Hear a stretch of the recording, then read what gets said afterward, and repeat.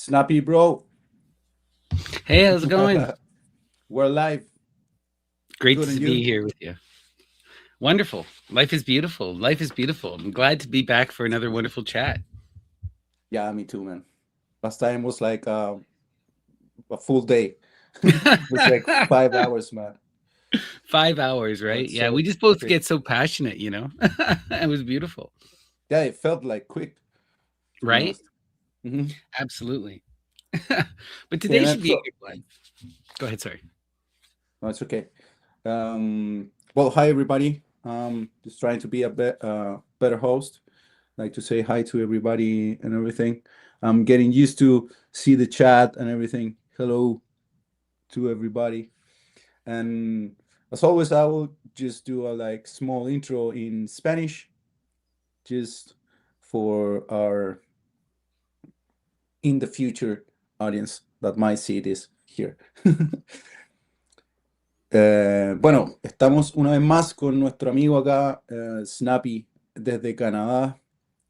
Tercera vez que nos juntamos y estoy muy ansioso y feliz de tener esta conversación porque Snappy accedió a conversar con nosotros sobre un tema que me tiene súper interesado desde que apareció por primera vez en mi radar, que tenía que ver con esta idea del juego de Saturno o de este primer taroki o cartas del tarot con las que yo no estoy muy relacionado, pero la verdad es que hay un libro en específico del cual vamos a estar hablando que se relaciona mucho con los temas eh, de la Grecia antigua y de todo el landscape y todo el universo de Stones and Serpents y toda la investigación que estamos haciendo. Así que estamos demasiado agradecidos con Snappy de que haya aceptado conversar con nosotros sobre este tema específico. Y otros temas que seguramente van a ir saliendo siempre con Snappy y terminamos hablando mucho más de lo que teníamos planeado. Y sin decir más, voy a hacer el switch al inglés, como siempre, una vez más, para que nuestro amigo pueda entender algo de lo que estamos hablando. So, Snappy, how are you, man? I was Wonderful. just saying well, how grateful we are about you actually taking time to talk to us about something that we're very interested in because during the whole research, at some point this topic appeared, which is not actually a main topic in our documentary, but it was something that caught our attention, and it's about this game of Saturn and the connection with ancient Greece and well, we'll dive into it. I will not say anything because I'm not the person who knows what he's Right, talking about. right. Yeah, no, I'm excited to dive into this with you. So, the Game of Saturn, right? Of course, you're referring to a book by Peter Mark Adams. Mhm. I'm not actually going to be referring too much to that book, but rather building upon his research and discussing it in contrast. Well, bringing it into line with what we are discuss with the Alman Hillman research, right? Because I ultimately believe. So Peter Mark Adams, to explain everything, he is an esotericist, a healer, and a scholar. And he studied the Solabuska. So the Solabuska first became made public around 2009. That's when the first family released it. And it became a museum piece, became owned by the state of Italy, and then scholars could start to look at it. So Peter Mark Adams started examining the Solabuska, and he completed his book.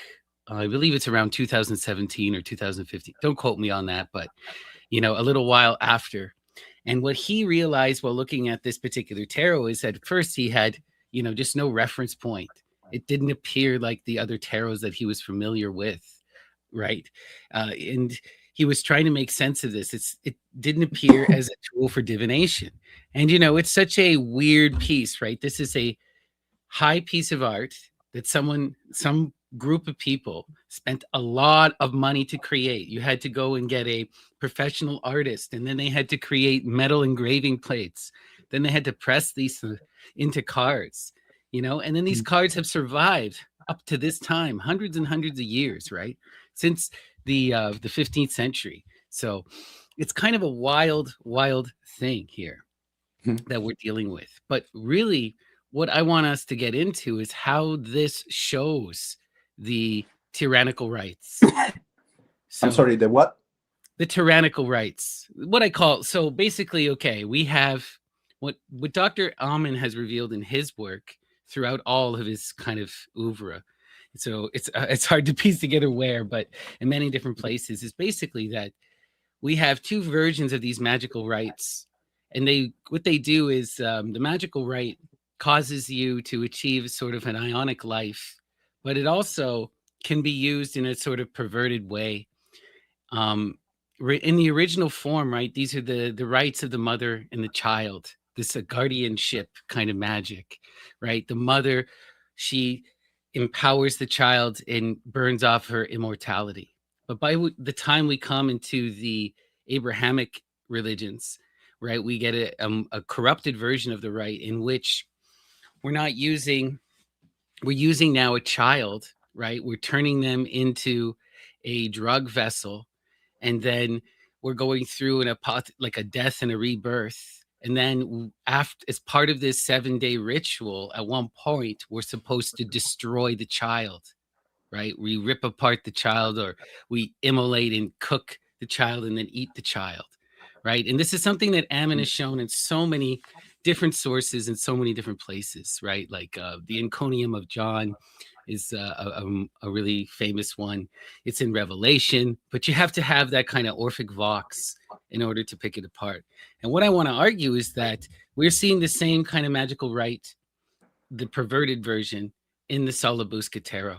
It is Mhm. showing you this same satanic magic that Ammon is talking about. First of all, we got to say that, right? When we're talking about Saturn, if we're looking at this from the Hellenic perspective with the Greek lens, then we understand that Saturn is Dionysus, is the dying and rising god, right? Is Eros. All of these energies are the same energy. Mhm. And so we're dealing with this satanic Bacchic current, and we're dealing Oh. with this right that's designed to it. What the right does basically is it shatters your consciousness, your morality. It breaks you free of themis and time. No longer are you bound by these forces of morality. You see your life in a certain kind of clarity, right? Mhm. And it also creates what Amen talks about is this rabid hunger. Rabid hunger. It turns you into this consuming monster, right? As we see in characters with like the Marquis de Sade. But yeah, sorry to Mhm. keep ranting. Yeah. Well, but it's okay. Thank you for that intro, man. But I will. I'm sorry. I will. Well, do you think if we can like build it a bit from more from the beginning? Because I'm sure some people is gonna be watching this that I was talking here, that I told them that I was meeting with you, about yourself and your relationship with the tarot first, and then I guess it will be interesting to go into the time frame, because it's way after of what usually we're discussing ancient Greece, but this topic specific is like way after. So would you mind to give us your relationship with the what with the tarot, which it will be the same as the tarocchi, I guess, because Yeah, the tarocchi is just that's the name for the Italian game from which modern tarot is derived, right? Mhm, So what I believe is that we're dealing with a mystery religion. We're dealing with pagan practice that had to be hidden and obscured. And one of the most powerful aspects of pagan magic was always gambling in forms of games. We see this always incorporated in all of the Hellenic temples. So it was a natural thing for the pagans who were persecuted to encode their mysteries within the tarot, within the tarocchi. It's a game already, and it's an mhm, imagistic game. The other thing we got to look at is, tarot, since it's a pagan practice, we're talking about an imagistic tradition, one that is creating sacred images that they're meditating upon, right? And this creation of the beautiful art object is this really powerful erotic thing that is a defining magical practice. Mhm. These become So, talismans. The tarot becomes a portable temple, you know. mhm. So the tarot key will be like a precursor for what becomes tarot after. Because Yeah. I guess tarot sounds French, so tarot key will sound very much Well, Italian, we or basically for me like as an what we'll English. So, sorry, yeah. What we'll get into here is that historically there's sort of two main lines of the tarot. Okay, we mhm. have the Italian lines, right? And the oldest of the Italian lines, I believe, is the Celebusca tarot. It's 1491 is when it's created in northern Italy. And there may be a couple more that are earlier, but there is an Italian stream of the tarot. And then there is the, Sorry. which is more related to the Solabusca. It's more related to this deep Hellenic magic. And the Now, all the, Sola Busca Mhm. will be this specific Yes, game this of is the game of Saturn that. Saturn. Yeah, Okay, perfect. this That's the specific name deck. of.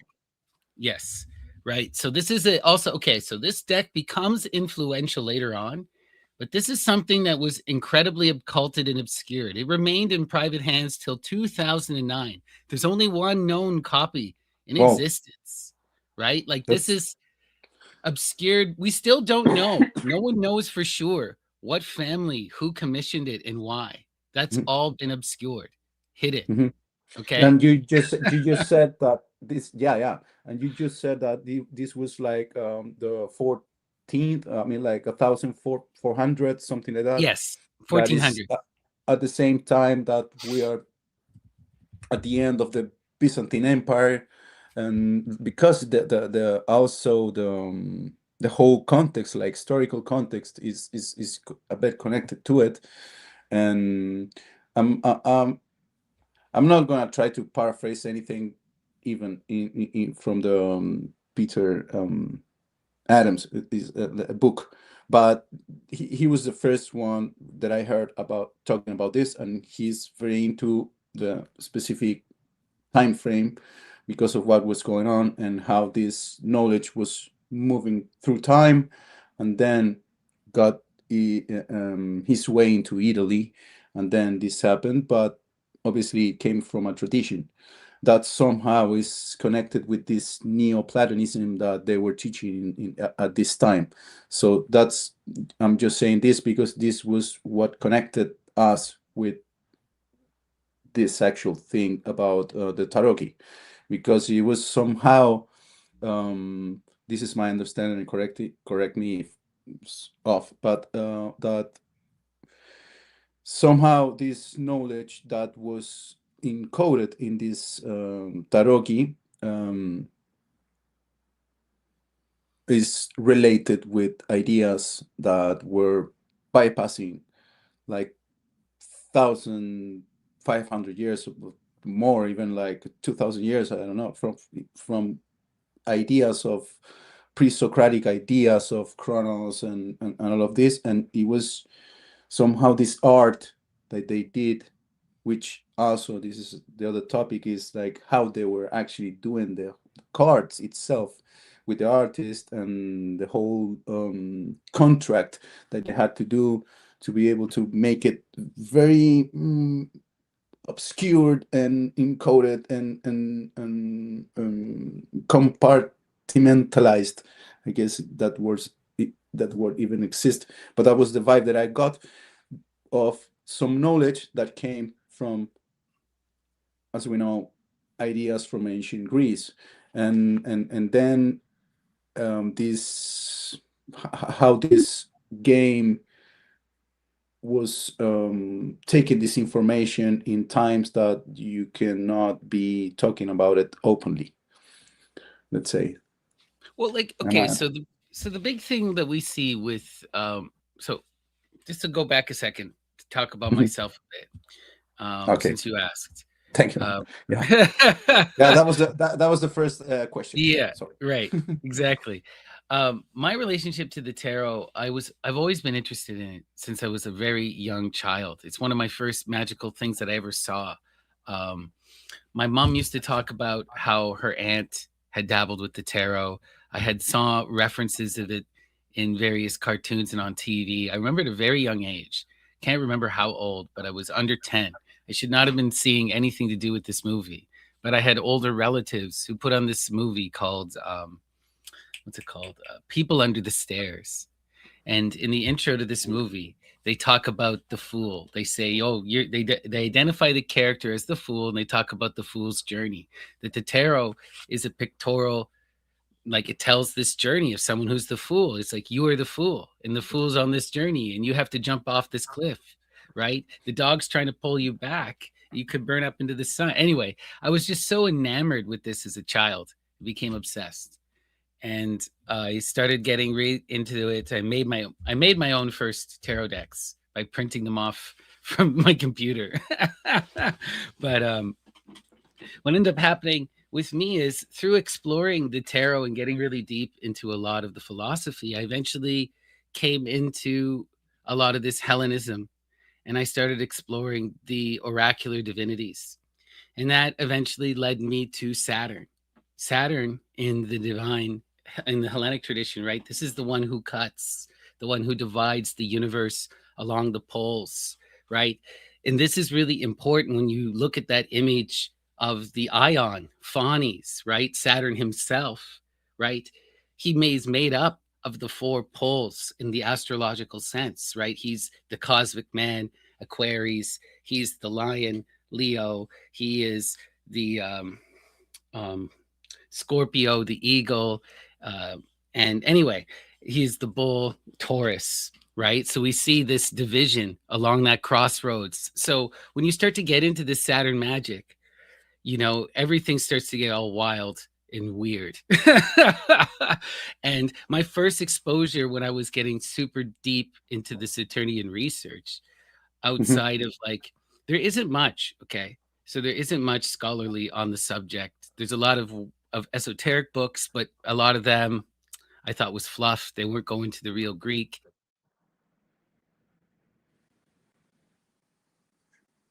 You muted, man. Somehow.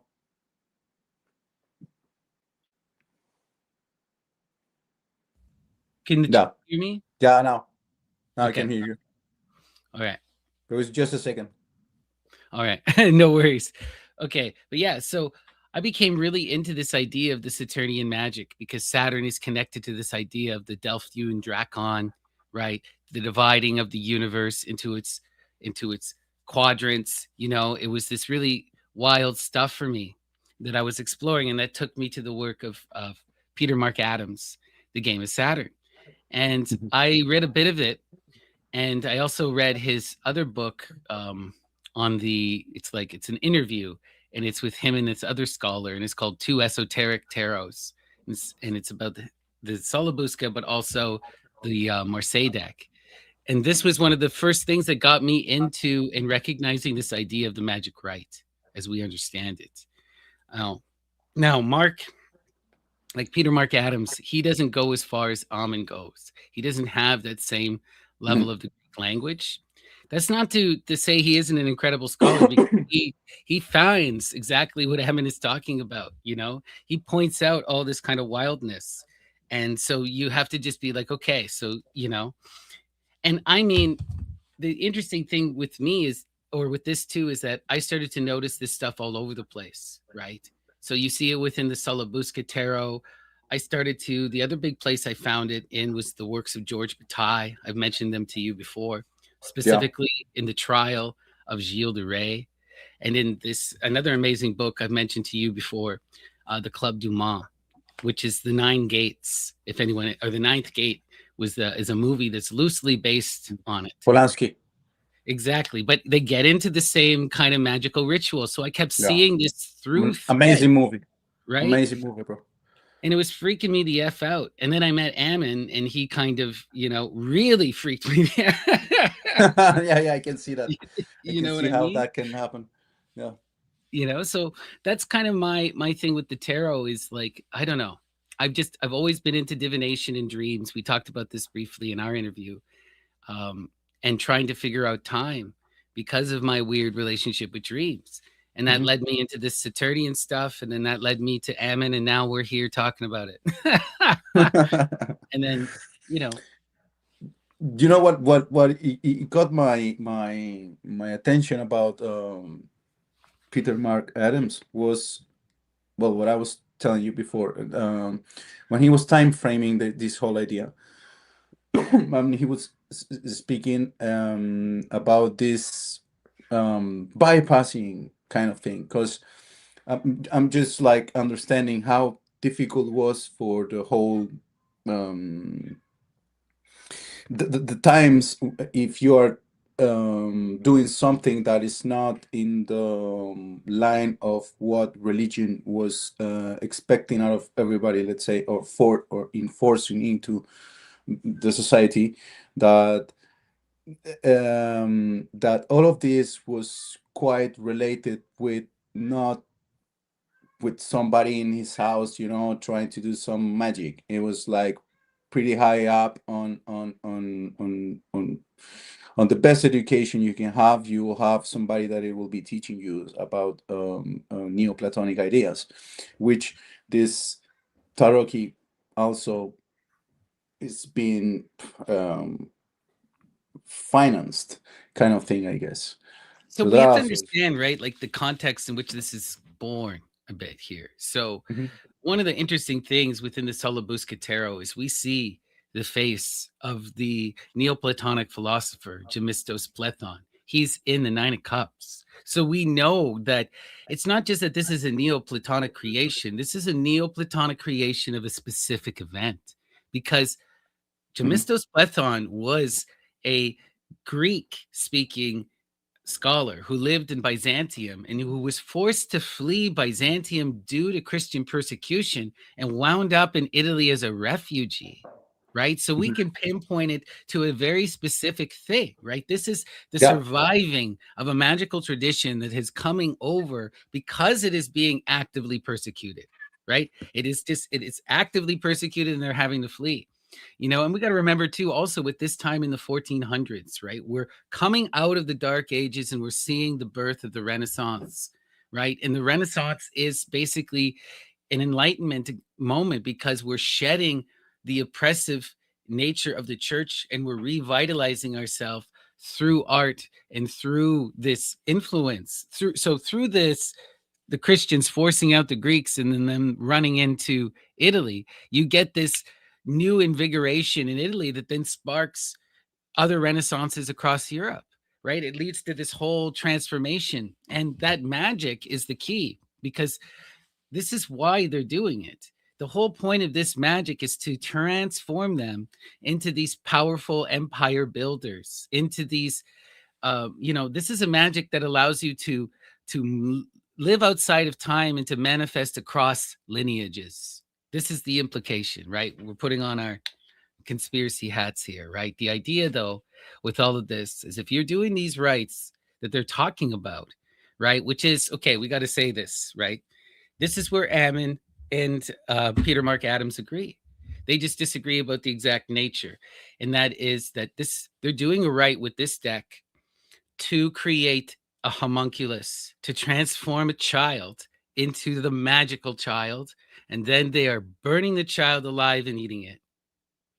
Ammon says the exact same thing, right? At the same time, while you're being screwed with an alabastron and tripping balls, and this is at the end of 7 days, right? When you rip this child apart and eat them, right? That's the ending of the rite. This is when you've yeah, now come into the absolute madness, right? This very is what chill. Nero's doing. Nero's doing the same thing. It's documented. He's running out in the streets and Oh, he's you have the card. performing the vampire rites. Yeah, You have he's in that you have one the card. actual card, and Yeah, he's like with the baby. I'm sure you yeah, have yeah, the. yeah. Well, in my slideshow, if we pull up the slideshow, I got a bunch of the cards and we can talk about them a bit. Um, Should I just yeah, okay. Yeah. So first off, okay, this card here is an interesting one because it's going to show you. So it's not just about the magical rite that creates the magic child, right? The oracular child, which then you can either you can consume the child or you can empower the child. It depends on which version of the rite you're doing. It's not just that thing that's encoded in this. They're also doing the magic of drawing down the moon. So I wanted to show you this card because this card shows you explicitly that they're drawing down the moon. Okay. You have him wearing the red and the purple. Okay. These are magical colors for the right. Okay. And we have the moon in its waning energy being drawn into the cup. The waning moon is Saturn, Dionysus, in his Saturnian form, in that satanic form is the waning moon, the one you draw down and you come into the power with, right? And he's carrying the staff, and it's at this right magical angle here, okay? And he has the bow and the arrows, okay? The bow and the arrows. This is the Sagittarian magic. It's also the Artemis energy, right? Lucifer, you're setting your sights into the future, and you're firing your bow. You're drawing down this light bringing magic. You're empowering yourself in the image of Selene, of Helia, of the moon, right? So it's really, really wild stuff here. So this is one aspect of this deck, is that part of it is about drawing down the moon. And the way that you would is you would use these cards as like ritual icons, right? They're eidolon that you both worship and that also tell you what you need to do. So this is encoding how you would go about drawing down the moon. You need to have the magic cup, the vessel. You need to be under the waning moon, right? You need the wand in one hand, the cup in the other hand, because you have the elemental powers, right? And Snappy Man, there's a thing that I also found very interesting. I don't know if you remember about the, well, again, the book that, because it's my only reference to it, but the Peter Adams, which he was talking about how this would have been made, and how, because we are seeing the card here, there is an artist who, it will be, this will be a job for him. Somebody will tell him, okay, dude, I need this and that, I need these colors, I need this. So it will be a scholar in one side, it will be an artist in another side, it will be an the whole thing of creating the cards was not just like a light thing to No. do, you know. It was like So what very specific how they were doing that. basically you need a rich benefactor who then has access to a magi. Okay. So then the rich benefactor goes to the magi and says, I want you to create me this ritual object in order to do the right. Right.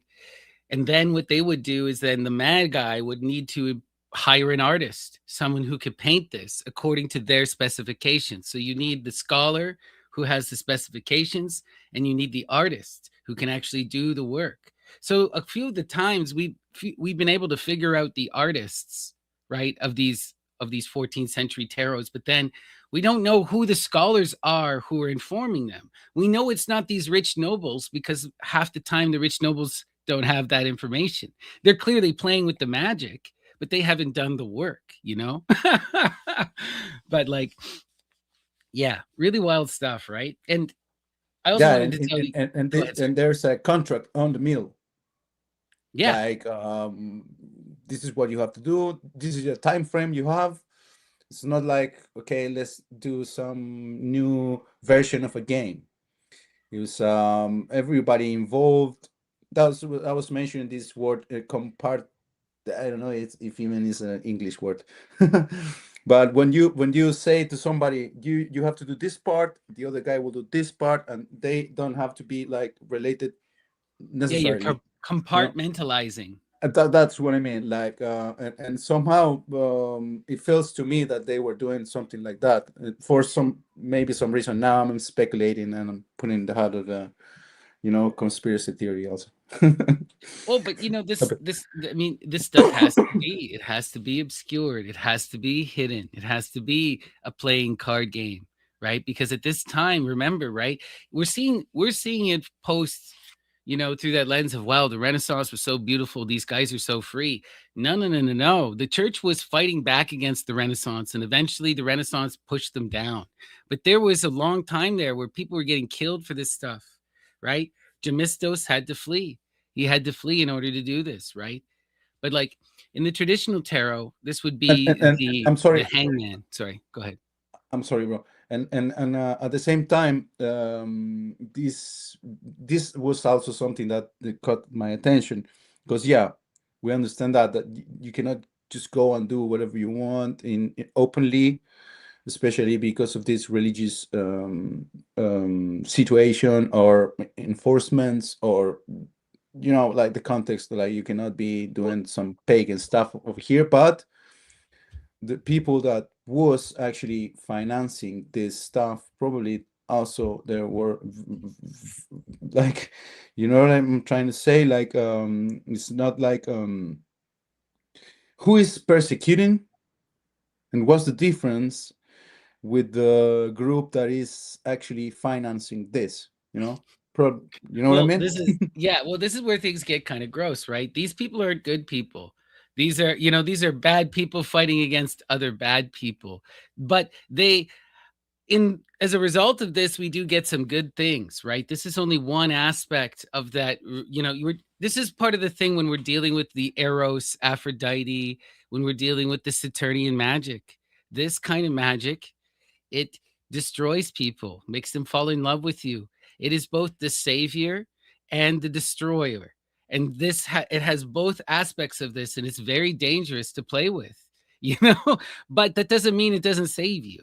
Doesn't mean that there isn't beauty there. That doesn't mean you can't use it for love. It's just it has that opportunity for this empowerment, and that's what we see with these Venetian families is that they're using this Saturnian magic to displace the current nobility and to become the new rising power. This magic results, I believe, in a fundamental shift in reality where the nobles that we used to have become displaced, and we see a new capitalist bloodline, a new trade empire that's born out of this kind of magic, along with other Hebrew magic. Another thing that you brought up that we also that like Peter Mark Adams talks about, right? Like part of the problem, like this magic is so gross, man. Like we're talking about the worst, most vile human stuff imaginable, right? When people do this stuff, they get attacked for it. One of the things that we see at this time is a lot of this anti-Semitic anti-Semitic blood libel, right? Where they're talking about the Jewish people eating the babies, abducting the young girls, you're abducting the young children, right? I believe that this is something that was happening amongst all of the elite, regardless of religion. But this was the nobility going narcissism, a small difference. Don't pay attention to me. Persecute the Jews while I go do it. Mhm. But everyone's Well, guilty. The Christians, it's, the Jews, the I Muslims, they're know all what you mean. guilty. It's You know, exactly what I was pointing towards. Like, well, like, this is prohibited. You cannot be doing this kind of stuff. This has to be obscured a bit. But and you as a normal person should be in those guidelines. But we are doing something completely different. So we are doing this magic that is not for you. It's just for us, kind of thing. Or am I making no, any sense? yeah, well, we have to remember, we see an occulting and a perverting of the rights over time, right? The earliest version of this right is a natural mother thing, right? There's a lot of speculation that the earliest rites were done with aborted fetuses, children who didn't make it, or they were done with placenta. And it was something else entirely from a different era. But by the time we get to Orpheus, everything starts to become corrupted, right? Orpheus transforms the right, and so it's no longer with a little girl, it's now with a boy, right? And we're not granting this boy immortality. We're not turning that boy into the oracle. We're ripping the boy apart. We're consuming them, right? There's this radical shift that happens, and we see that peak in the Christian traditions, right? We're seeing all this stuff, right? There's all this implication too. Ammon talks about this at length, where the apostles are sacrificing themselves, you know giving their rage to Jesus through the castration rites, and this is empowering him, and then he's consuming the child. Like, it's all of this stuff designed to transform the person into a god so that they can be a power on earth free from natural law, right? And can reincarnate into multiple bodies across time. It's wild stuff. Yeah, It's this a is total wild for perversion, sure. you know, And but and it's a and total perversion. mhm. And I bet also with that is like I have the idea that I mean not myself, but I think that this is what I understood a bit that let's say in these times we are talking in Byzantine end of the Byzantine Empire in those times where Platon was there and Platon, yeah. that like aristocracy or let's say people with access to the best education will be educated in this kind of ideas, not in um, the Christians' idea that probably they were being enforced at that time. I'm speaking from my what I just I'm with my vague understanding of it.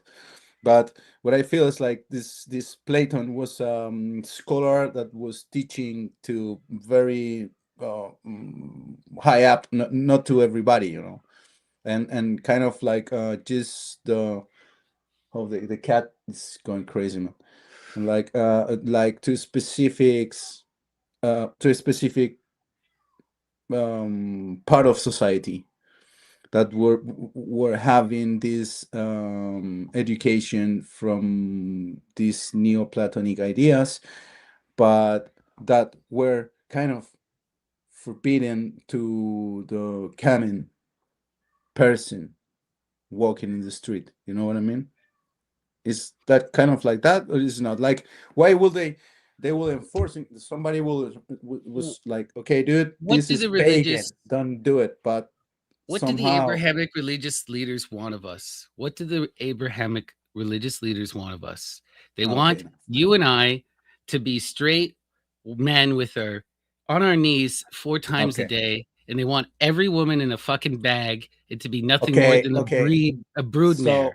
So, That's what so they want for makes us. It's not for us, okay, it's for perfect. them. So what I'm saying makes a lot of sense. Yeah, right? Yeah, It's yeah. a it's an But but all of this is but imprisoning magic, right?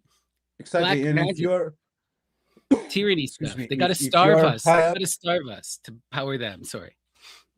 if you are from nobility or from a specific family, you will not get the same education. They No. will give you something different, Somebody said in the chat about this Venetian, I guess you pronounce it, black nobility, which was connected with this idea, but a bit after when this tarocchi kind of emerged in Italy, which it supposedly comes from, well, what modern day Turkey will be at the end of the Byzantine Empire. They had the Ottoman Empire all over them, and Well, somehow some people went and as you were saying, like Platon was like running away from it, and he was endorsed by somebody, because of what he knew. He was This is what I've heard, a bit of my own speculation, and like into Venice. oh yeah. Well, And by the time we get to the 1600s, all of this gets way out of control and starts mhm, to, the nobility. What happens with the nobility is always the same thing. We see it across history, across the cycles, right? Ammon is always bringing this up.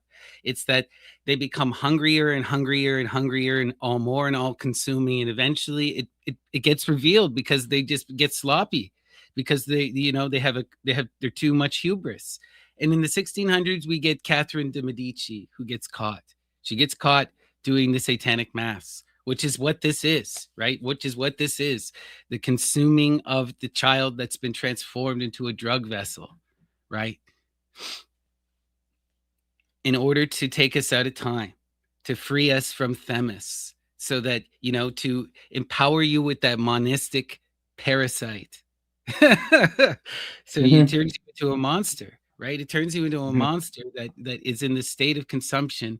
But Yeah, yeah, and somehow this whole idea, um, was mainly, as we are analyzing it now, mainly towards that, and not towards something, Right. I guess, like, as you are obscuring it, is because you want to keep it for yourself, kind of thing, and something that you are doing with it. So Right. something that it caught also our attention was like, and my personal attention, that this Taroki game um, was actually some kind of mechanism to be used, not Yeah, it's a just a ritual game, of conduit. course, Yeah, it's a ritual as you are conduit. saying now. Yeah. Go to the next picture in the slide, Yes, because this will show us the other aspect, the other ritual that's being performed. Oh, and that's I have to. Sorry. So okay. So we went ahead, money. What's going on? There we go. it's So me, here we bro. I'm have. sorry. I'm Here we playing with you. got. I'm playing with you. Okay. No worries, no worries. I didn't realize I could do it. I thought you had to, but hey, it works out. Okay, so we've got Nero. here Nero, but there's a bunch of things that are going on here that we need to pay attention to. Okay, right? We've got the child, right, being ripped apart, being thrown in the fire. This takes us into the rites of Dionysus and of Zagreus, right? Takes us into all of this kind of wild stuff here. And if you get right into the images, you'll actually see a tephilim, a triangle on the child's head that the baby's wearing. It's hard to make out here, but he's wearing one of the tephilim, and Peter Mark Adams is like, I don't want to highlight that because it may be seen as anti-Semitic, you know. But we know that Nero, right, was doing these vampire rites. Oh, go back one. Yeah, see, we'll stay on this one. Okay. And oh, where did our man Bruno go? Okay. Hopefully he'll join us back. He seems to have dropped out of the stream. I'm sorry. I'm sorry, bro. I'm Oh, sorry. there I'm you trying are. to understand how to use all of this. But yeah, I was trying to go into like what you were saying, like to make a zoom on it. But I'm not gonna touch anything else, man, because All I'm right. gonna fuck it up. It doesn't matter. So this thing that though, other than the child that Nero's about to rip apart, what we have here is he's holding what's called the strophalos, the spinning top, Hecate's top, part of this game, the lapis lazuli game, right? You'll see this. It even plays into more imagery as we go on through the tarot here. But this is the rite that of consuming the flesh, of destroying the child and consuming the flesh, right? Go to the next one, right? The sacrifice by immolation. We also see this into in the hymn to Demeter, right? Sorry, here we go. In this one here, we can see this is someone who is performing the rites, who's doing the magic. They're wearing the dragon hat. They're in the purple. They have the magical pillar, the phallus. On top of the phallus is the strophalos, the spitting top of Hecate. Okay. And so this is more explicit. This is showing us a very specific Titanic rite, right? Moving from this, well, we start with this and we come into this basically, right? This is what's going to lead us into here, right? This is the whip from which you would spin the strophalos. So traditionally, this is a toy that you would put on the ground and it goes wild. And inside, they would put a bird, the yunks, the jinx. Okay, so there'd be a bird that's strapped in there. But this is a nymphy, right? You're binding down the spirit of the Corey, right? And you're calling her to earth and you're possessing her, you're abducting her, you're raping her. This is destructive rape magic. You're abducting the Corey. You're taking her from the mother Demeter, and you're doing it in the same way that they do to Zagreus by distracting the child so that he falls from the throne and then is ripped apart and cooked and eaten. That's what they do to him, is they cook him and they eat him, right? Athena runs off with his heart in some versions. Some versions Zeus eats the heart, you know.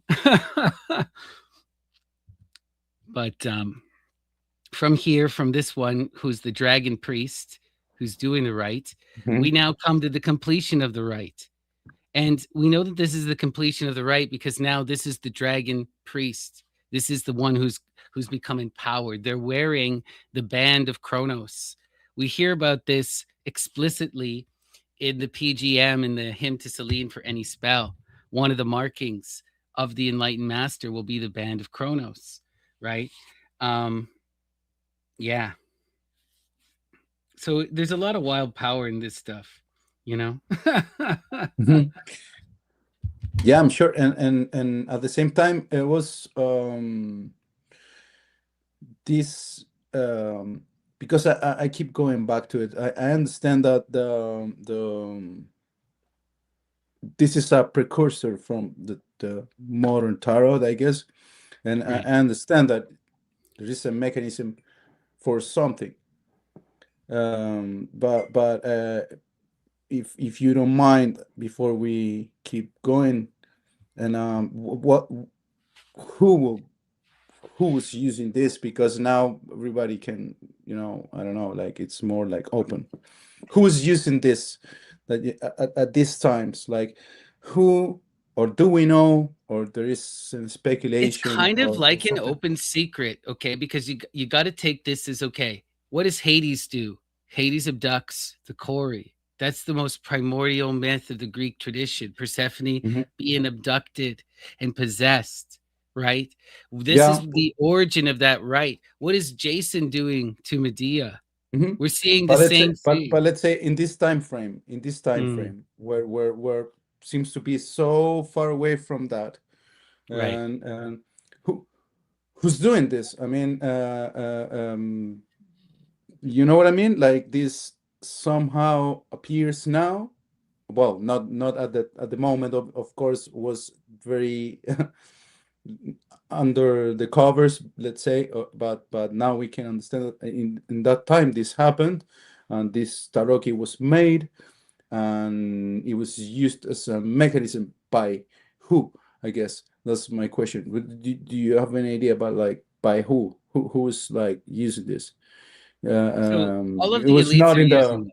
in your Most all of everyday Yeah. tavern, None your No, not your everyday haver, but your elite empowered leaders, right? This is also a Mm. way because everyone's Okay. complicit, everyone's guilty, everyone's possessed by the same virus.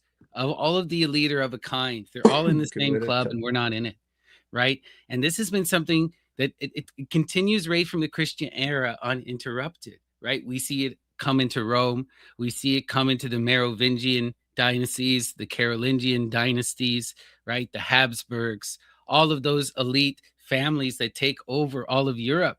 And the Bourbons, all of these various bloodlines. The whole reason for that obsession with the bloodline is because they're doing this magic. They're empowering themselves in this continuation, right? We see this in the rite itself. It's from mother to child, right? But this is a way in which you are continuing your life. You're possessing the next version. You know, you're transferring your consciousness. You know, it's one of the things that these guys are doing, right? There's more Okay. to this magic, right? The first part of the rite is to empower yourself, to break yourself free from themis, from law, and from time, to see outside of time. And then the second part of the rite is to possess and to wield the magic of the child, to consume the child, to consume, you know, to be in that consumption, right? You become this force of greed. You are stained by greed and become a thing of consumption and possessed by that monistic entity. It turns you into a demiurge. It turns you into a tyrant. Someone like Trump is the character. It's almost like a caricature. It's so bloody obvious and it's so ridiculous, right? And we see this happen across time again and again. And look what happened to the Habsburgs. They become these abusive, inbred psychopaths. What like what happens to the pharaohs? What happens to, like, we keep seeing it with these tyrannical rulers, right? It's a pattern that repeats across history, across time, and the Well, we're in getting a the way, remnant. if you Sorry. in a way, if you are mentioning bloodlines and family traditions that keep and this keeps coming up, like before 10 years ago, we're the same age. So like 10 years ago or 15 years ago, you will hear this idea. I don't know. Of course, I'm not talking about you specific because obviously you were more aware of it. But let's say to everybody in our generation, you are talking about bloodlines, and it will sound like, okay, dude, this is just some freaking conspiracies, you know. But with this kind of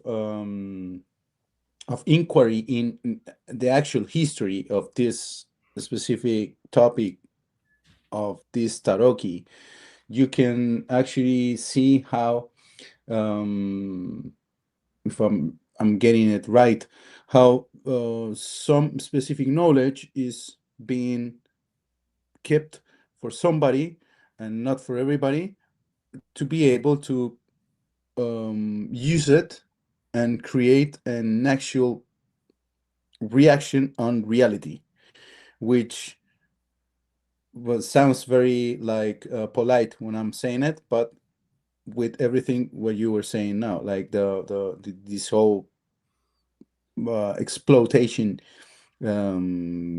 ritual stuff for some kind of advantage or something that you will get out of it. You know what I mean? Well,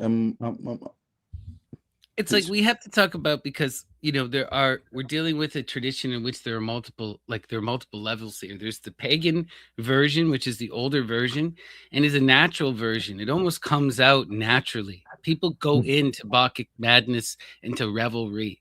All of this magic comes out of midwifery. It comes out of the natural Mhm. need for But what women about the other to one? take care of What themselves. about the other one? What about the other one? What about the one that you actually try to stream, like make your own streams out of? Like this is not for everybody. This should be just for this. I don't want to use the word elites and these kind of words like that now sound like so like conspiracy theories, like but it seems to be like that, man. I mean, and if you follow this idea of this Neoplatonism during Christian times, just being taught to aristocracy or something like that, not to everybody, and and keeping this mechanisms of make of I don't know if manipulating, but it Well, feels like it, like manipulating reality. there's a um natural tendency with this. Okay, so with the more naturalistic version of this magic, it wants to just proselytize and spread itself. It wants to just it just keeps coming up across history. People just go into this kind of madness. It just happens. These bucket mhm, cults disappear. So what do we see with the mhm. Oh Christians? yeah, I they understand what you have mean. to Okay. they have to deal with that natural tendency. They have to find a way Well, in which they can control it. And that's probably why we get yeah. prohibition, like during, like, okay, let's make our empire uh just reigned by one god. It had to do with that, okay. Absolutely. We cannot have this happening every 20 years, you know.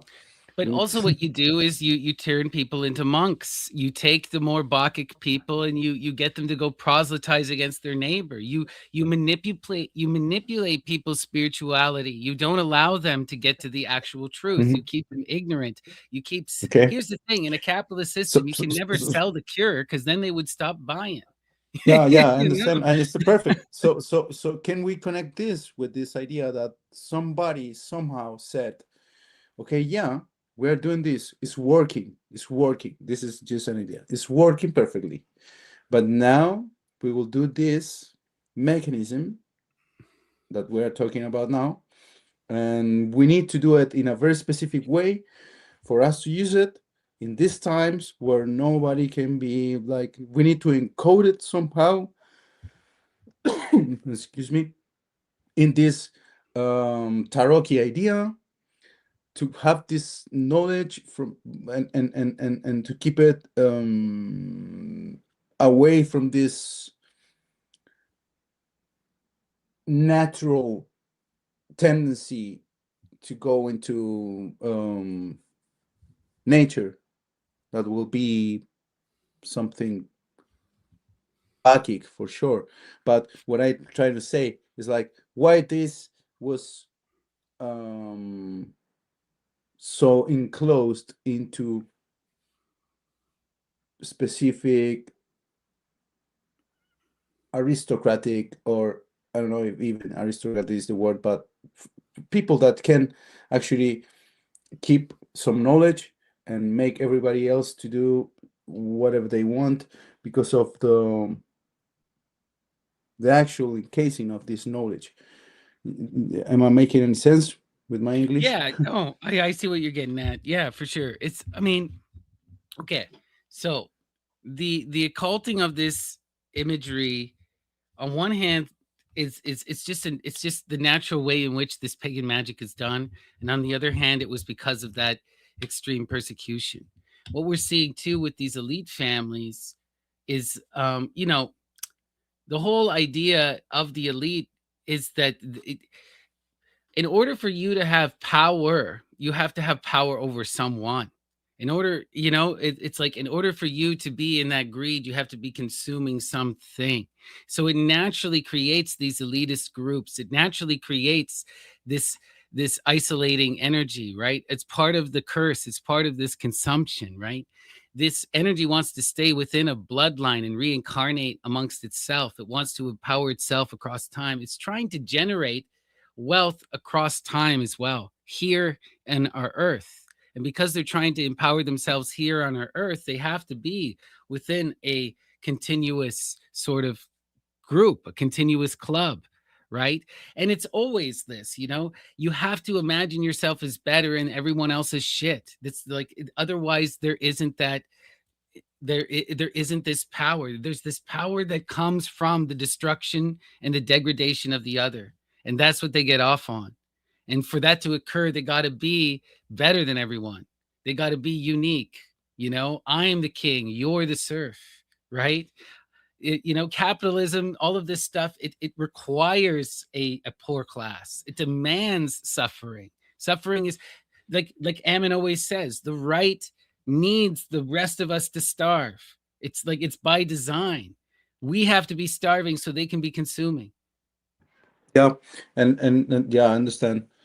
I'm sorry, man. I'm making the same question in a bunch of different ways, but yeah, I understand what you mean, and and also happens to be that in this spot that they were doing this karaoke also is like the place that at that time the whole um well the money was being like hold kind of thing. Like it was in Venice where they were capable of endorsing any kind of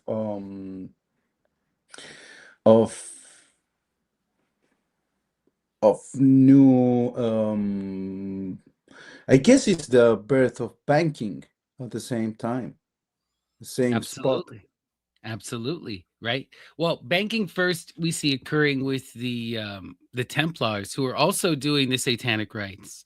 And then those satanic rites come into Venice and the Venetian princes adopt them, right? And look what these satanic rites do. They amass wealth. What is the purpose of wealth? Wealth comes out of, we talked about this before, but there's this great book by David Graeber and David Wengrow, right?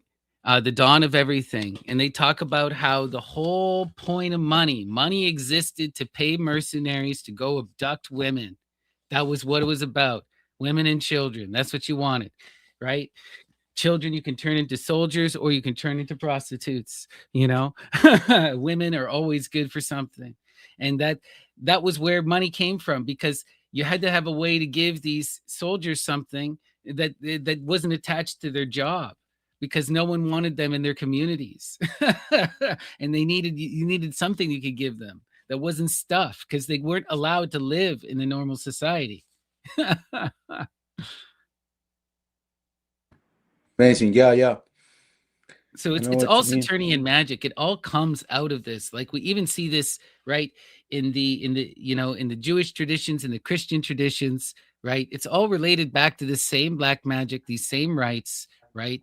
Where they're engaging in this consumption of the Hmm. child, right? In this Hmm. rape and denigration of the child, right?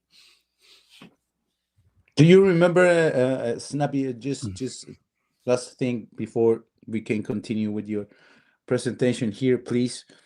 It's like Howard 8888 is mentioning this thing that I sent you like a month and a half ago. You remember that I sent you this thing that I was telling you, dude, this guy is talking about this Khazarian mafia and whatever, you remember?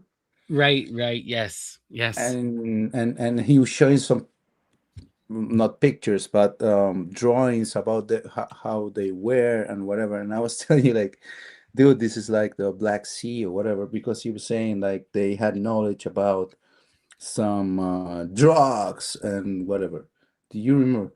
So just as a Easter egg, like you see that this has to do something with it, like Caesarean mafia. When they talk about it, they time frame it and something like that. I mean, they don't time frame it BC. I mean, it's like So the way I look at it is all these different Abrahamic groups are utilizing these same magical rights, the same magical rights, trying to fight each other. They're all predator elites and they're all powered using these magic rights to try and fight each other. So what happens in with the Khazarians is they're stuck in a rock and a hard place because they're not Muslims, they're not Christians, okay?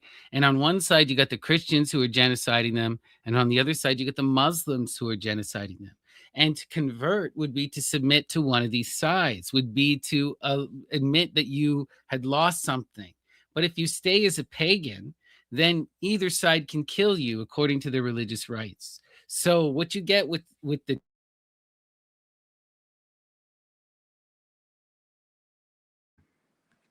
you muted in the most important time, man. You just muted yourself. Please remember what you were saying. Still muted. how about now? Can you hear me now? Yeah, Okay. yeah. Now I can hear you. Okay. Sorry, my mic is a bit sensitive sometimes. But what was the last thing that I had said? The last thing was like, I'm gonna give you now the most important thing, and you stopped. Okay, so yeah, what happens with the But with the the Khazarian Khazars? stuff, you were saying, yeah. Mhm. Yeah, what happens with the Khazars is that they're stuck in this place between the Muslims and the Christians, and they're being genocided by both. And then Jews are looking; they need a place to run to. They need to be protected according to both Christian and Jewish or Christian and Muslim traditions. They can't just kill the Jews, right? But they can kill the Khazarians because they're pagan. So what they do is rather than submit to any side, right? Try to maintain some of their independence, they convert to Judaism. But this is a way for them, Yeah, to play this yeah. game with the Abrahamic religions and to not be genocided because everyone's just genociding the pagans. To be a pagan at this time is to have a freaking arrow, is to have a target Mhm, on your head. mhm. So we have to look at it in that regard. But do I think they were doing the rights? Or, Of course they were. All of these mhm. Or Abrahamic or groups you are you doing can it. be a pagan if you are high up on it, Yeah, like on society. I mean, basically. probably everybody was a pagan that are not in the Well, we have to normality of it. understand is that the Abrahamic religions are nothing more than tools of control. And when you get into the absolute heights, when you come Exactly. into the top elite, they're doing this stuff. They're raping Mhm, kids and they're eating them and they're doing all this pagan wildness. And it has nothing to do with anything they're professing. Everything that they profess is to keep you dumb and blind, to keep mhm, you empowering them. They want you to sacrifice your life for their image. If you believe in their God, you believe in them, you give to them, you have now empowered them. So that's what they want. They want us Mhm. praying 5 times a That's that. day, and they want the women in a bag. You know? That's what I think. That this idea of the topic we're talking, like the game of Saturn, in these times, it is kind of a reflection of this, which is not like directly, of course, but that okay, the people that are actually um, on the top of society, let's say, they are using this kind of stuff, man, and not endorsing the idea of for themselves, let's say, of you have to follow it, following this religion. If not, you're being persecuted. I will put in for you the best teacher that is not going to tell you about Abrahamic religion. She's going to teach you about Neoplatonism, because I'm the king and you are my child. So you should have this teacher who is not gonna give you the same information that everybody's getting. So that's why I think is interesting, this whole idea of what happened with this tarot key thing. You know, Well, you know what we makes sense. see. Yeah, for sure. And one of the things that we see, and we see them talk, the Italians talking about this in the Renaissance, is that they realized that they were having the wool pulled over their eyes, that everyone was lying to them and denying them the information. One of the reasons why they go all crazy for Hermes is because there's all these myths going around that Hermes is the oldest. And if you read Hermes, you're getting the most ancient root of all religious magic. So then they were like, that's what we want. We want the real truth. We want to go to the root that the church has denied us, right? The root that the church has denied us, and I'm a firm believer in Hermeticism. I believe that that's the same line that we're all following. It's all, this connects to that whole almond religion that gets corrupted into this Christian, Saturnian, Jewish, Muslim nonsense. Yes, bro. And I guess also at the same time, um, I keep going back to this idea of this encoded thing of the actual tarogi, because it sounds so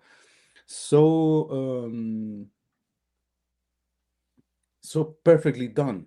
Like, I will have an artist and scholar this topic, and I will pay for this, and nobody has to know shit. And you will give me this deck that I need to do some stuff. So what I'm trying to say is, I think this is a way to actually historically have like bit of an evidence of it, if that makes sense.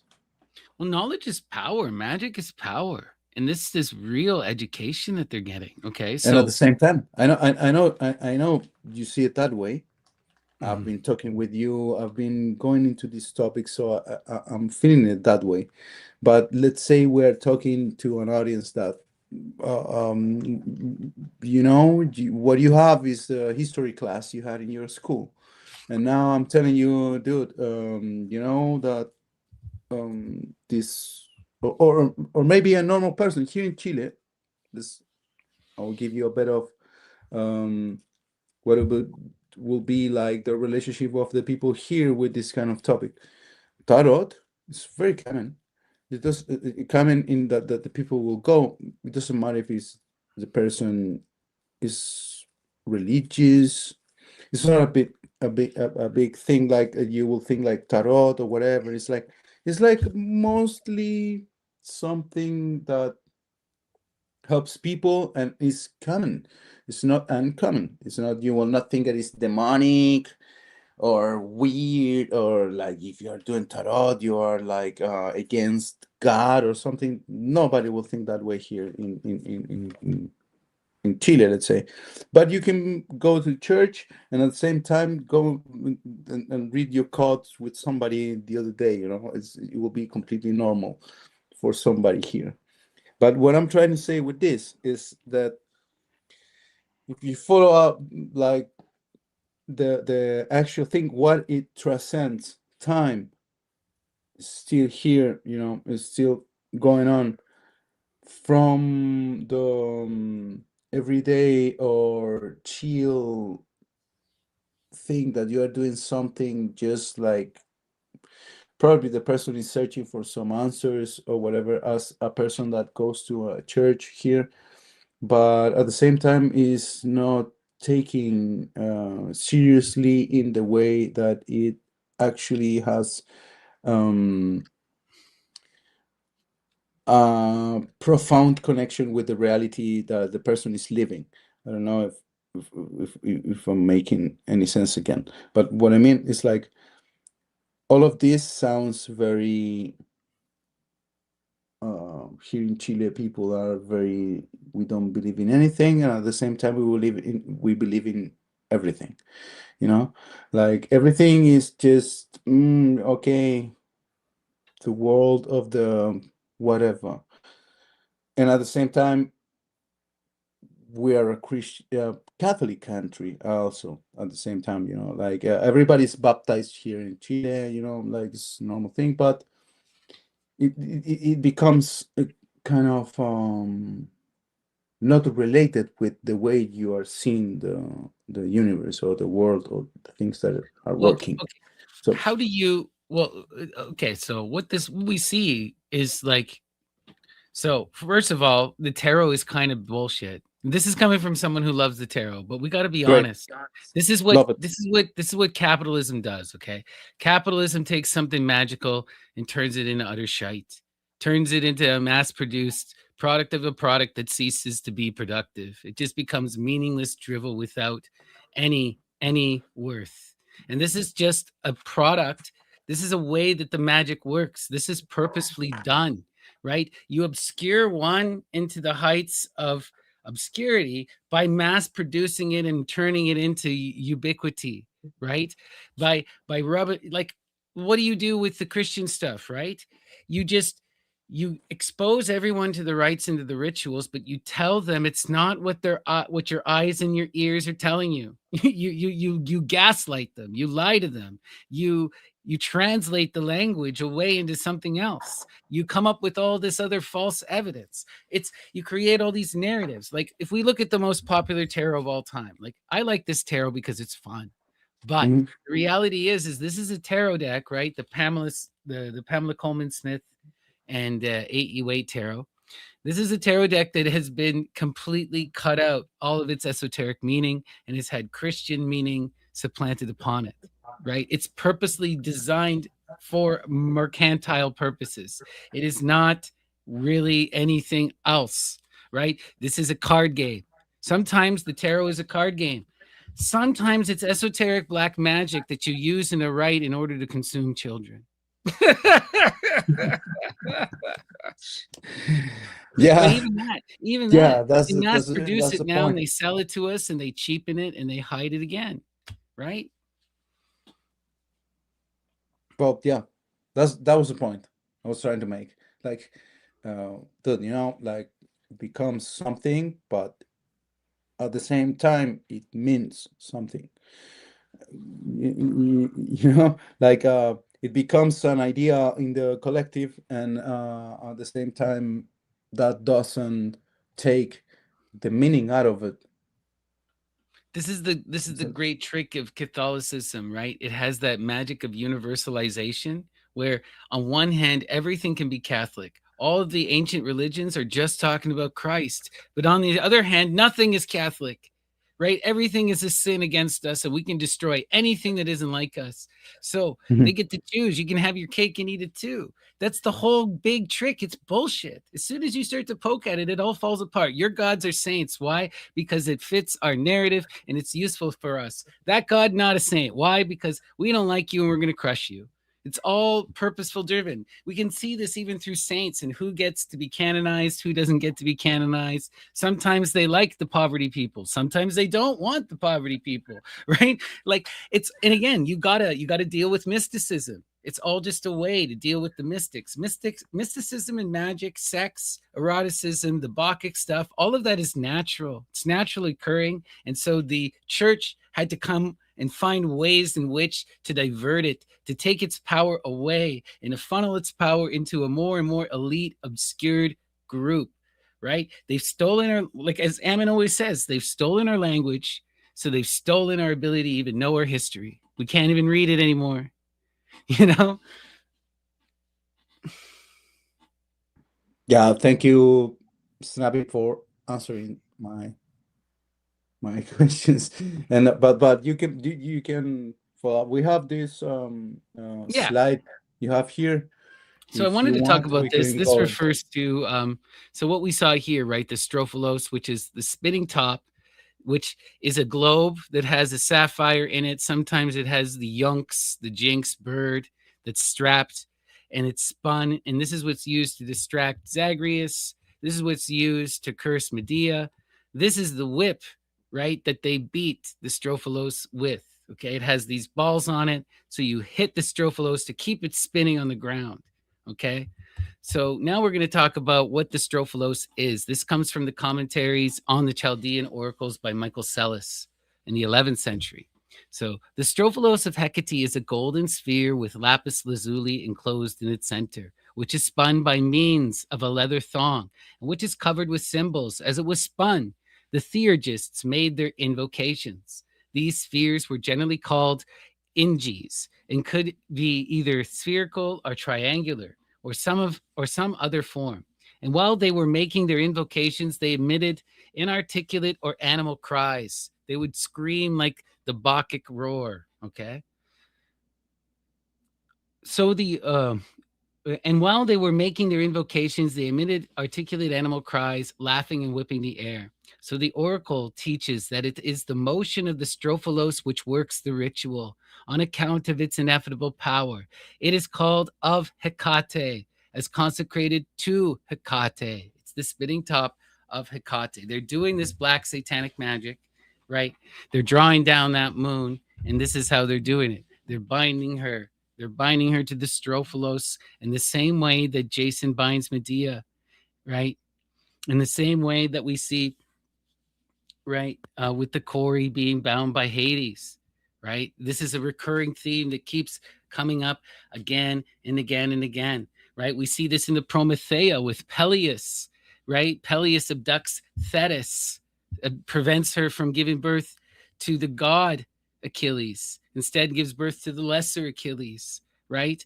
And we even see the same thing, right? Where we're going to now look at some of the Zagreus stuff in a second here. But first, I wanted to show this. It says, easily dragging some of these unwilling divinities from the aether by means of ineffable Iinges, you lead them earthwards. So with the yunks, with the Iinges, with Hecate's top, you draw down divinities to earth and you bind them to you. You come into possession with them, right? Okay. So this is from Nonus's Dionysiaca, and this is our best sort of description of the death of Zagreus. And this is what I think that we're really seeing when we go back here. This is the death of Zagreus. Like Peter Mark Adams says this is a blind to distract us from the true right that's happening, but it's the true right. They're talking about the same magic across time. Nero is doing it, you know, as Ammon teaches us. Okay. Looks this. But he did not hold the throne of Zeus for long. By the fierce resentment of implacable Hera, the Titans cunningly smeared their round faces with disgusting chalk. And while he contemplated his changeling countenance reflected in a mirror, they destroyed him with an infernal knife.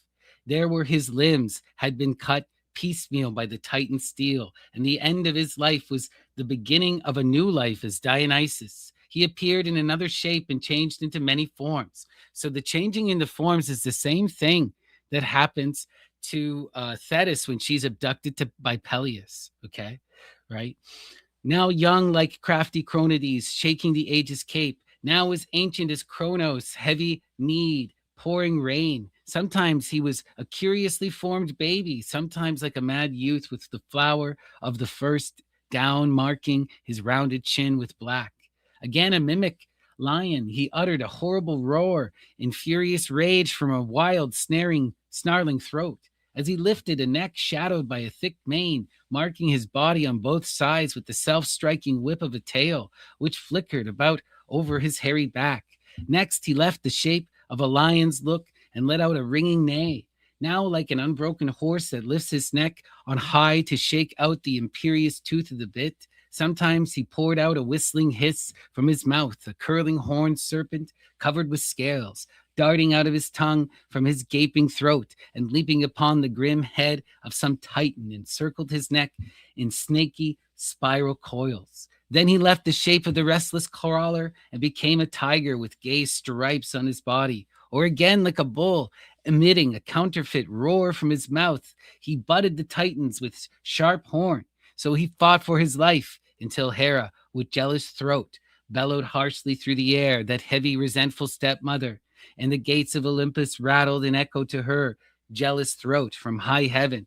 Then the bold collapsed, the murderers, each eager for his turn with the knife, chopped piecemeal the bull shaped Dionysus. So we even have the Queen Mother Hera as the Echidna Viper Priestess, right?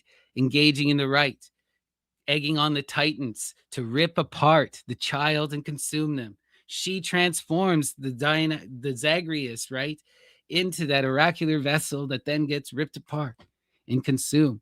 And we see the same thing again in the story of the Alexandra, right? We see this with Clytemnestra, who is the Echidna, who then sacrifices her husband, Agamemnon. So it doesn't always have to be a child, right? We can do the right in a more empowering way as well. But let's continue. So we're going to go to Clement of Alexandria. This is a Christian source, but this is how the Christians viewed the Dionysian magic. For the mysteries of Dionysus are completely inhuman. For while he was still a child and the Curites were dancing around him in an armed dance, the Titans, stealing in by stealth, having deceived him with childish choice. That's our yunks, our ing's, okay? These very Titans tore him asunder while he was still an infant, as the poet of the initiation, Orpheus the Thracian, says, a cone and a rhombus and limb bending toys and beautiful golden apples from the clear voiced Hesperides. So, with drugs and toys, they distracted him and then Mhm. they ripped him apart and ate him, right? For their magical rites. Okay. So that's all Yeah. I got here. We can for my little presentation. I just wanted to show you some of the, more explicit sources that talk about this and show you the cards, right, where we can see it very clearly, right? So just to remind you guys, this is the drawing down of the moon, the waning moon, which is the Saturnian Dionysian moon with the staff and the snake and the bow, the light bringing bow, the Hecatic magic, right? And the cup. Then, of course, we have Nero Caesar, the vampire himself, who goes out and kills random people in the streets of Rome. And here he is doing what? Immolating the child and ripping him apart. The same as what happens to Zagreus, cooked and eaten, right? With what? He's carrying the staff that will keep the top spinning with those thongs. The whole point is to whip that top to keep it going, right? And then, of course, now we have the dragon priest with the wand in one hand, right? And wearing the dragon hat in the purple with the strophalos here, right? The other part of the strophalos, which is the top, the INGs, okay? And then we now have the person who's completed the rite, the dragon priest who's now empowered and embodied with Saturn energy or Amon, Zeus energy, right? Ipio. And they wear the wings, they can fly, and they have the band of Kronos, the band of Mhm. Kronos. So Mhm. Yeah. that's what I got to And say about this. well, and have you seen this card that it represents, I guess, the same like last one, not this one, but the last one you showed, the other one, that one, the one when you have this, um, the priest and the dragon that Peter Adams shows when he's talking about it, like which is like the same card. This is like we have like 22 archons, isn't it? In Yep. this deck also, and we have like the priest that somehow becomes winged dragon or something that he was showing, which is not the same as this one. Do you know what the card that I mean? Like the one I'm not she's 100% sure. Someone becomes a winged dragon. Um, like, I guess it's the last will be the world. okay, the world card, so the 21. Let me see if I can find it. I have the deck here. Here's Ipio, who we're I looking know at right that's now. that's why I'm asking you, because I know you have the um, you have the deck. so you're saying it's 21. 21. But like you can see also there's so much going on with this deck. If you make us full screen again, you can see like this one is a really Yeah, wild card. This is Hecate Trivia, Tacita. She who has had her tongue ripped out and can no longer speak, has the I'm swords sorry. through her head, you Give know? me a second. Like, look at that. Look at Hecate that, bro. Trivia. Hecate Trivia. Tacita, the holy My muse God, man. herself. Whoa. Like this deck is so wild. It's just beyond. But yeah, bring yourself back here and I'll find that deck. I'll find that card, sorry, the world. Yeah. Let me see. So I just 21. Where are you? It's gonna take me a second. Oh, don't worry, man. But Oh, there was that drawing down the moon. Mhm. Here we got another one where we're consuming the child. There's the child being burned and the wealth coming out of the death, right? From the death comes all of this wealth, right? yeah, man, Right. that's why I wanted to talk about this deck, man. So much on it. There is so much on it. It's kind of crazy. Here's the one I talked about with Gemistos Plethon. So this Hmm. is the Neoplatonic philosopher that fled to Italy and helped spark the Renaissance. Um, what do we got here? This is the one we also talked about with Nero, Nero's head on a stick, right? Hmm. You're in control of the future, right? You can see the future and you have the oracular power, right? You've ripped apart the oracular vessel, destroyed it, and now possess it. And somehow this deck also goes all over different, like it goes all over. It's not just Right here we have Dionysus, the fool, the windbag, right? And we can tell, right? He's also got the raven, more satanic imagery. As the windbag, of course, he's got the bag pipes in this version, and we have the tree and the vine behind him, and he's wearing the magic booties. You know, it's true. It's a big thing with Dionysus, the magic boots. They bring it up several times, and magicians will often wear the boots so that people mistake them for Dionysus. Okay. Where is that card? Here's another Baco going mad. Look at that. Right. good.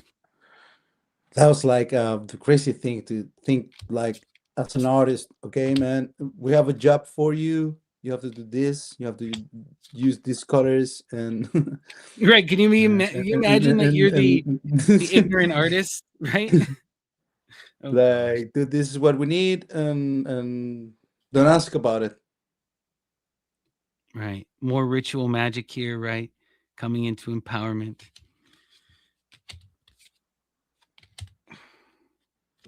Our chariot, our Apollo energy. Here we go, the world card. Right. The world Now card. the world is in your control. You bind the world. You are the dragon in control of the temple, right? You wear the crown. You sit upon the throne. The This is Lord of 21 hell. 21. The and Lord of 22. hell, right? The I'm whole sorry, point of bro. this deck is to become 80s Idonius, right? To become Zeus, who abducts and possesses Hera, who abducts and possesses the Kori. So there you go.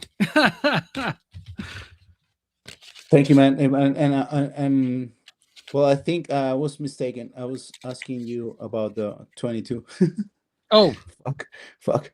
Like is which there? is I a know. dragon on it. You It's told got me, a dragon on it. isn't it? Mm. I'm not absolutely sure. It's That what? was the ending card, the last card, and it has the Yeah. dragon as and the world. I don't know. Maybe I missed it. Well, no worries, man. It's like, well, I'm so thankful, like, how you say, like, grateful. Grateful, man, that you can answer all of these questions to us about these specifics. We also Because, have some more stuff here that's interesting that's related. Okay, this epithet Pallas, right? We have Pallas Athena here. This is also directly connected to the rites of Zagreus. Sometimes Zagreus, okay, has his heart taken by Athena, and then she becomes Pallas Athena because she eats the heart. She takes the heart, right? And she also helps bury his limbs in the earth, you know.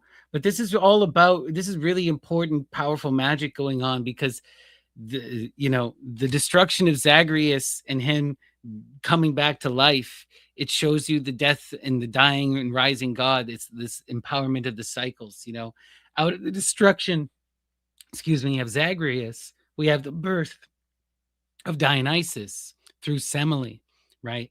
Semele, she is a human being, so she's made up of the dust that it contains the bones and the blood of the Titans.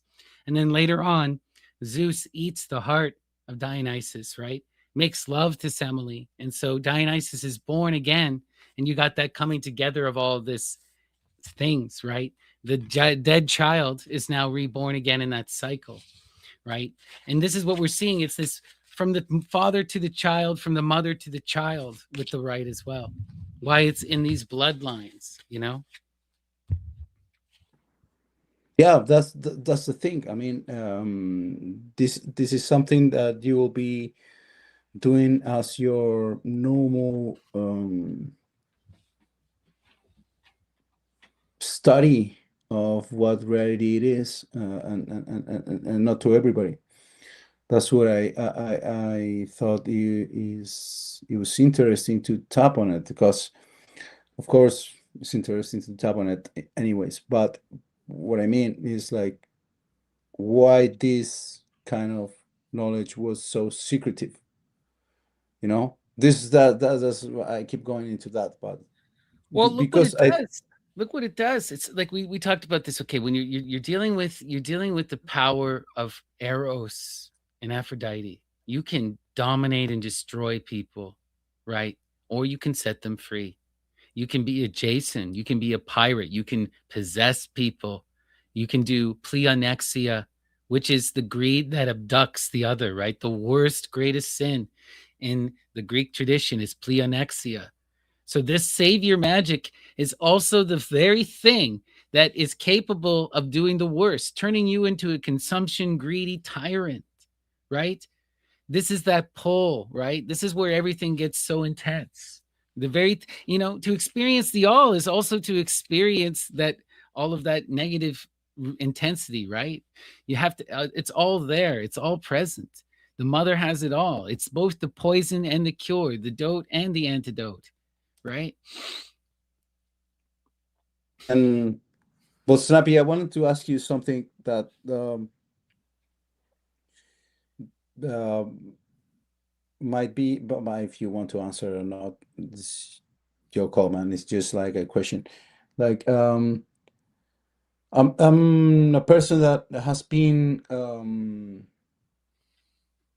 obviously the tarot and all of this has been in something that is not obscured for me or anything like that. I mean, like, it's as I was telling you before, it's something that is quite common, and at the same time, you were telling us, okay, this has become some, like, well, the word you used was perfect.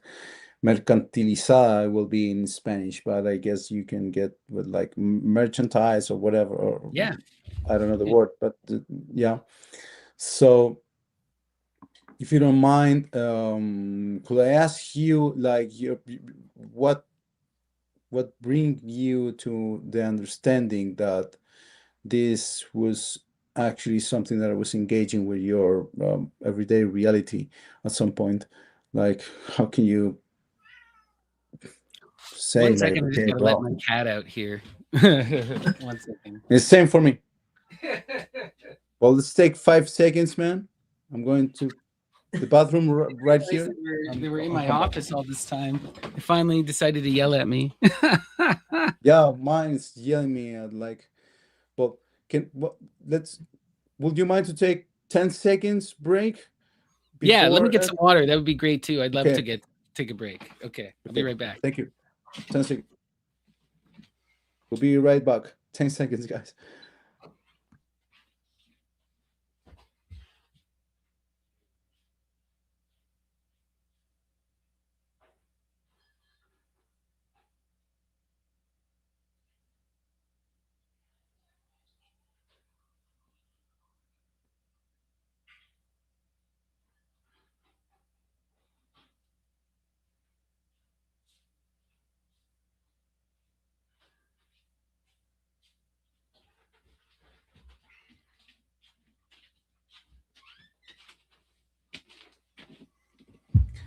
Well, hello, beautiful chat. I hope you guys are enjoying this. It's been a lot of fun.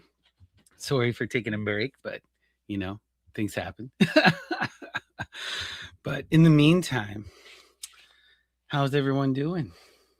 Take your time, my dudes. I imagine most people are over watching Lady Babylon anyway, which I hope you guys go do. I'm certainly going to be watching the replay, right? A lot of fun there. We might as well look at a few more of these wild cards while we're thinking. Maybe he was talking about this character. We have a nice dragon knight here. I wonder. How powerful. What else do we got going on here? Like, there's just so much going on with this deck. Like, I didn't even get into all the stuff about the political figures, right? Like, this all has to do with Venetian politics too, right? A lot of these people that are on here are actual Roman figures or Italian figures, you know, really, really wild stuff. Oh, that's a cool one. Look at that face. Right. The name of this deck is the Solabusca Tarot. The Solabusca Tarot. Right. Here's a cool one. Creepy looking skull.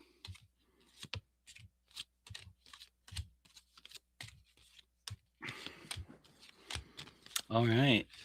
All right. So I was getting into a personal into a No personal worries. question to you, if you don't mind. Like, Yeah, go ahead. well, at what point you understand that these cards will engage with your reality? I mean, I've been talking with friends of mine, even with Nico, with the team that I'm working with, and it's something that they actually have a relationship with, that like the tarot itself. Like they usually go to somebody and and are being guided by it somehow.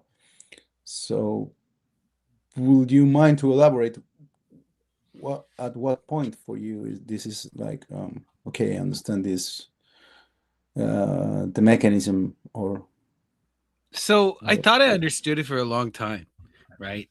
I had gone to the depths of the modern tradition. I had read a lot of Crowley. Crowley was really what drew me into the tarot because he talked about it in a way that no one else did.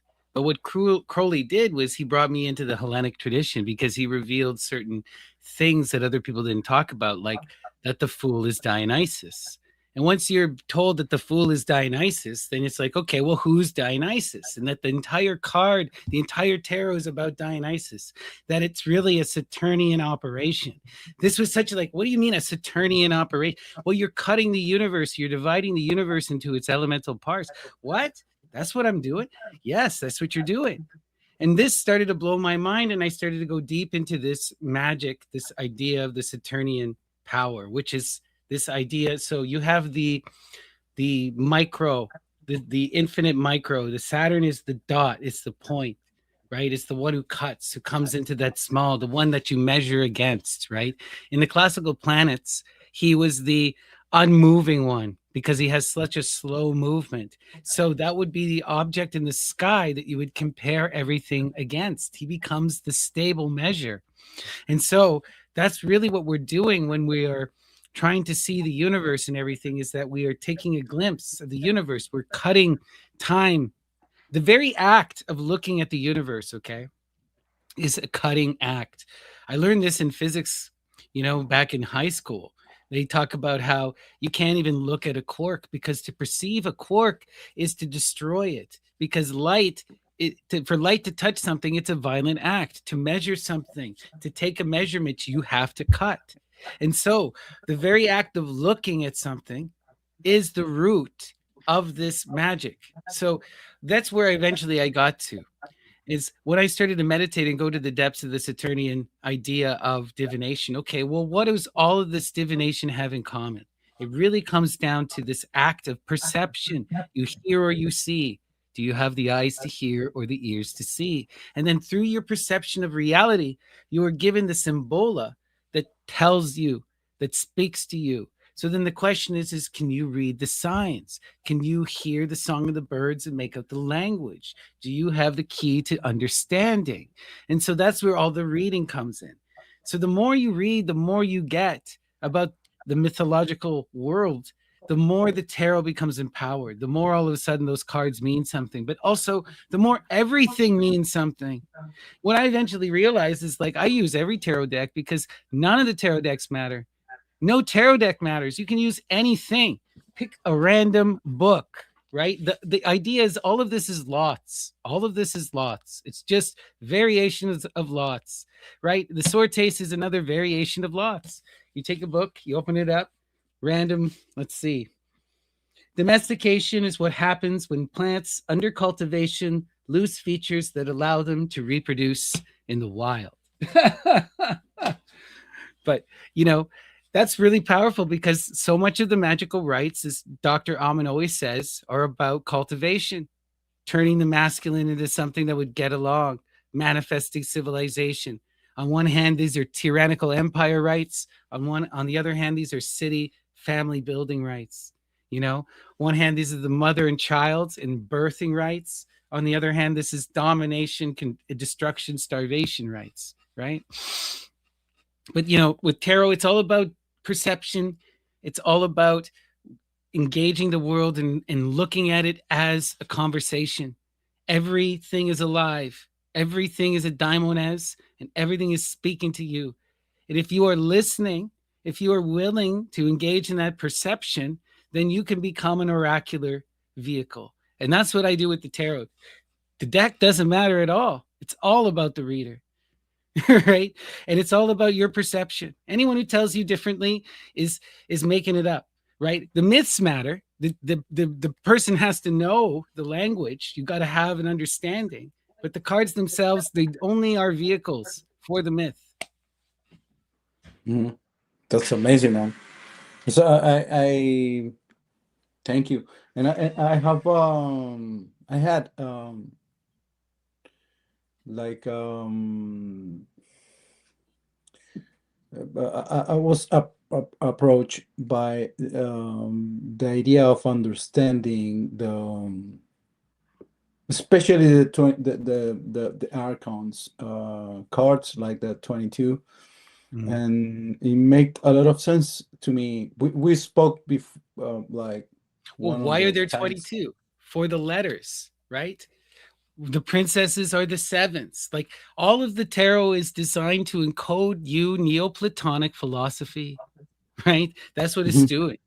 right? So if you understand, you can go to Pythagoras, right? Hmm. Go to Iamblichus and you'll get all of this. You'll get the same thing. 1 to 9 is so Yeah. important in the tarot. The 22 letters of the Greek alphabet or the 22 letters of the Hebrew alphabet, it's all the same, right? Yeah, and I was going to mention we talk a bit before about my interaction with the ideas of Gurdjieff. So when I was approached at some point to understand a bit of what tarot was, the mechanism was working with a friend, she was trying to explain to me some stuff about this 22 and how this initiated is having this journey through all of these cards that are representing some point of it, of the journey of a dude, man, like Of your the journey, my everyone, journey, or like everyone, exactly. of So the everyman. That's what the Dionysus is, the everyman, and he goes on the Saturnalian journey through the 22 cards of the tarot. It's the journey of life, and those 22 cards, like the entirety of the tarot, the major arcana and the minor card arcana, the 78 cards are supposed to be the unfolding of all reality, right? They represent the entire expression of the tree of life. and to me it made a lot of sense in the idea of, because you can take um let's say I can take 6 hours of my day to go through all of them, or I can take 20 years of my life to understand every stage of these 22 moments. Like when she was explaining to me, like, okay, you have this magus, and then you have this part of what the emperor, and then the chariot or whatever, and it becomes very, it became not clear, but that I had the idea that I understood a bit of what he was trying to be portrayed in this journey of these 22 cards. It was like everything that you are aware of. Like once you start to do something and not when it ends, once the cycle or the whole energy flow will start over again. And doesn't matter if this is the beginning, this is the end, or whatever, but you can understand that every one of those 22 ideas you have been Yeah, like you have been in all of them at some point. You won't remind, I mean, if I try to understand what, I don't know, the chariot will mean, I will remember myself in that situation. And if you are telling me about justice or destiny, or I felt that at some point in my life. So that's when it got a meaning that I could relate with the ideas of this whole understanding of the oneself that Gurdjieff was talking. So I obviously was making the parallel with what I've been studied at that point and the tarot. So that's why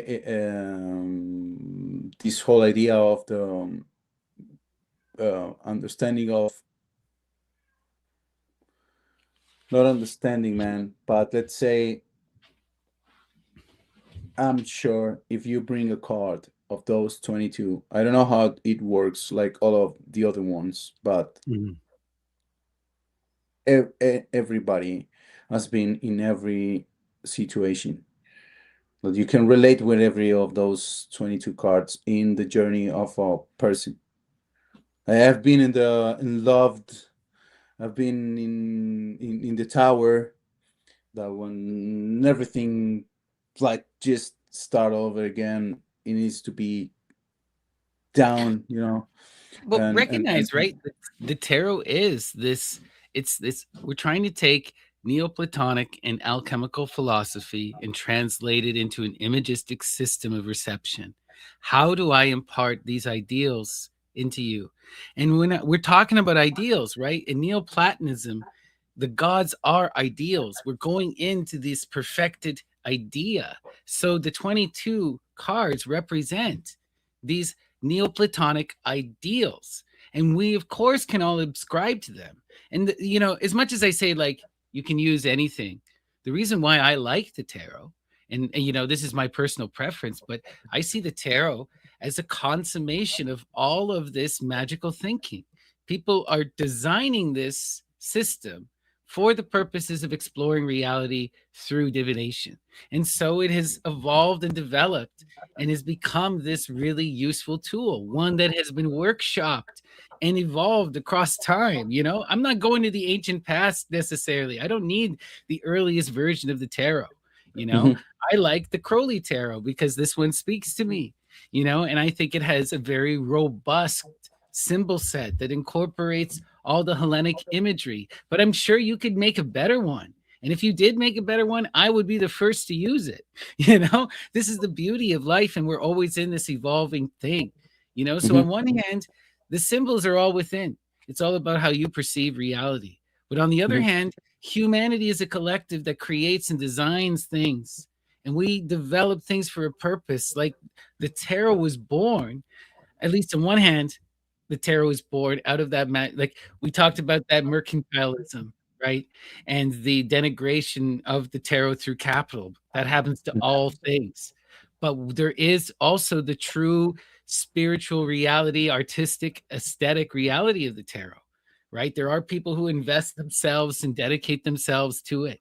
Like I have this beautiful deck that was gifted to me by Hupomeno, and it's the tarot as color. This was a deck that was never released to the public, never sold, never made as a commercial product until way after she died. The deck remained in private hands for years and years, and this is by Ethel Kikuin, a British surrealist artist. And look at this deck. Like, this deck is one of the most magical and beautiful Yeah. things I've ever seen. Each one of these cards is a massive, giant painting, and each painting was created after she meditated on the ideal, on the Platonic ideal. And then she manifested the Platonic ideal. No image at all, just pure art, pure color, pure feeling. And Beautiful. no mercantile, no capitalistic intention, nothing. Right? So you get those kind of tarots, and you get, your Rider Waite $10 tarot that you bought at the quickie. Right? And and Snappy bro, well, this might be too personal, but I know that you are a professional reader of it. Mhm. So how does it take something from you once you do it for somebody else, or do you feel like some kind of situation going on with yourself once you are trying to uh, read to somebody what that person will be asking out of you? Well, generally when I do it, I don't read for anyone. Okay. I'm not, Ah, it's okay. not about, it's not about, okay, it's not about the what I read, I just read. It's a game that I play. Ah, It's a okay. conversation that I'm having with the daimones, with the eidolons, with the Mhm. muses. These cards are my friends. They're in my So the life. person. I worship them. They're people who speak to me and I have a conversation with them. So when a person asks me something, Mhm. unless it's a bit different for friends, people I know, but for the most part, the individual factors in not at all, especially if I'm doing it online. I don't even see you. I don't even know your situation. So I'm just in pure story mode. And if it fits, it fits. If it doesn't, it doesn't. you know? Okay, okay. So that's the whole the way that it has nothing to do with your relationship with the person that is asking No, you something. it has Okay, everything to do with my relationship to the cards and to the muses, my perception of reality in that moment, right? mhm. Basically, it's like this. This is divination in a nutshell. Muse, tell me something. What do I want to know? What's the answer? And then I look.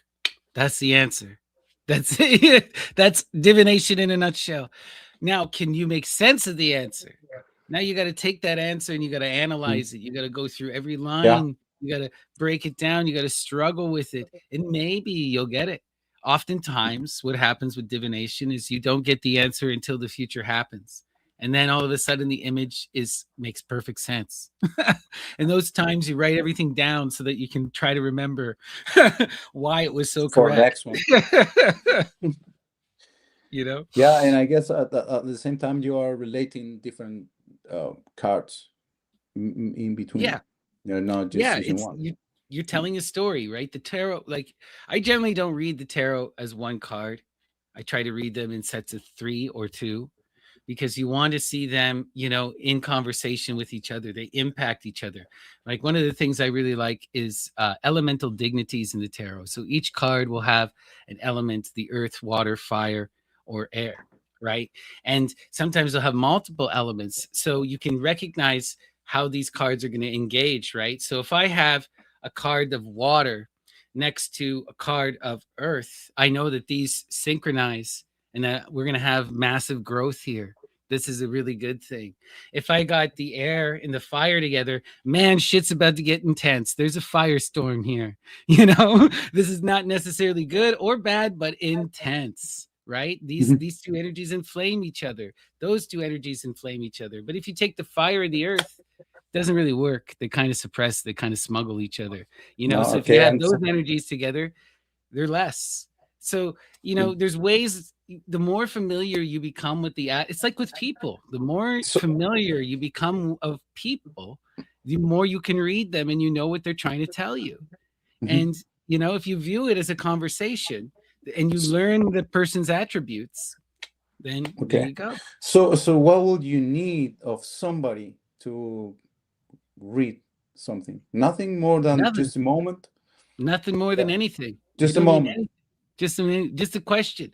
All that's just a needed is question. a question, right? Now, the more you get that can help bring clarity, right? Because I'm going off of my intuition, not going off of anything to deal with you. But if you give me stuff, like oftentimes when I'm working with a client, I do my favorite reading for clients is called The Opening of the Key. It's a longer form reading. It comes from the Golden Dawn tradition and later refined by Crowley. And with this tradition, what you do is you take the person's sun sign, and that becomes their significator card. So, like, what's your astrology sun sign, for example? Mine, Yeah, sun. I yeah. have no idea. Your I main just your know that main I'm an Aquarius. astrology, Aquarius. Yeah, that's your I'm sun an sign. Aquarius. Aquarius. So for you, that's the star card in the tarot. So if I was giving you a reading, wherever the star card showed up, that would be your energy. That's where the muse is calling you to pay attention. So this would then be special focus for you, right? Because you are that star energy that represents you as a person, you know? So like when I read the tarot for myself, I'm a Virgo. I always pay special attention to the hermit. Wherever the Mm, hermit shows up, I know they're talking about me, you know? okay, like my father. Mhm. No, So it's all about what you put into any of this, right? It's all about what you put into any of this. I've seen there, like when you look online, I always there are two types of readers. Like some people are pure intuitive. You'll just see them. Like there's this one lady, I absolutely love watching her. She's a Christian. So, she does say some silly stuff, but she is a brilliant reader. And some of the times it's been so synchronistic, it's insane. mm, Her channel is called cierto. Healing to Express. But you'll watch her, she just goes like this. This is this, and this is this, and this is this, and this is this, and this is this. It just stream of consciousness, just pure storytelling. and it just gives me goosebumps. And I'm watching. I'm like, man, whoa, whoa, whoa, whoa, whoa, that's so beautiful. But then I'll watch other people, other tarot readers. Like there's this guy, Dove and Serpent Tarot. He's also pretty good. I like him, and he keeps it like very formulaic. He keeps it very traditional. He does for you this specific type of read every time, and all the cards line up, and you know exactly where the meanings are, and that's equally powerful, right? It all depends on what works. It's for the reader, whatever brings out that inspiration. I'm somewhere in between, right? Mhm. I don't. I developed my own sort of main spread that I use called the Saturn square spread, based on my own understanding of divination. But then I keep to it pretty rigidly for the most part because it really helps me and informs me in the tarot. And I've read Mhm. a lot, so I really appreciate the writings of like Aleister Crowley. For modern people, I really like Paul Hughes Barlow. He wrote the Tarot and the Magus. I also really love Oliver St. John is another amazing modern tarot writer. John Ipopsis, he's a Greek writer. He did the Pythagorean Have you tarot. heard the Rorick tarot? The Have you Roric? heard about them? Yeah, No, what's this it's one? an That's like artist. It's an artist. I was a woman gave it to me. She said to me once, I was like very in some moment of my life, and I never did this kind of stuff. And my brother, who is the most skeptical, not at all guy, that will be telling me, okay, man, I think that you should do this. He somehow did it with a girl that now she's my friend, but this is like years ago. So I was breaking up with my girlfriend that I was living with, and I was all over like going crazy, and my brother saw me, and he was going abroad for a long time. So before he went, he was like, we were in a party, like saying goodbye to him, goodbye party, and he told me, dude, I'm not going if you are not going with me tomorrow to this meeting. I've been talking with, and I'm like, okay, let's go, man. If if you tell me tomorrow morning and you bring me to it, let's go. Thinking that it will never happen. So the next day, after a hardcore party we had, um he actually was like, dude, let's go. And I was like, what the fuck are you talking about, man? Like, you told me. Okay, so I went. Now she's a friend of mine, and that was my first real approach, because I entered to the spot, and I right away started to cry, man, because of my fucking problems that I never. She was like, "Can you sit here, please? Just sit here. No, there's no problem. Just close your eyes and not care about anything." So she was very nice, cute, like my age, like it's a friend. We could be just having a beer, and it was like, "Come, can you sit here, please? And just close your eyes, and in a minute we'll start. Don't worry." And I started right away, man, to cry, which I was like not at all into, not, and it was like that. So whatever, everything went. I talked with her. I told her about what I wanted. She was doing. She was connecting me with. In Spanish, you call it like la conexión con los ancestros. So it will be like you will connect with your guides, kind of thing. right, right. Your spirits, She your was ancestors. she was not reading the cards or anything like that. I was just going to ask to the information field something, and she will be on the middle of it. That's pretty much what she said. So everything you want to know, ask me. I'll try to bring that info to you. So I asked a bunch of stuff, which was very helpful at that moment. And then I started to talk with her because she told me that she has seen some stuff and she needed to tell me something. So she told me, I think that you need to open a bit more towards this stuff because I was what I'm seeing, and I was kind of told that you should maybe take this seriously a bit because you might have something to for you on it or something like that. So she gave me this tarot deck that I'm telling you about, the Rorik one, which is that the one because we were walking one day and I told him that's freaking cool. So I just saw one and she was like, "That's the one you like?" And then I was like, No, it's just like looks so cool." And she gave it to me like years ago.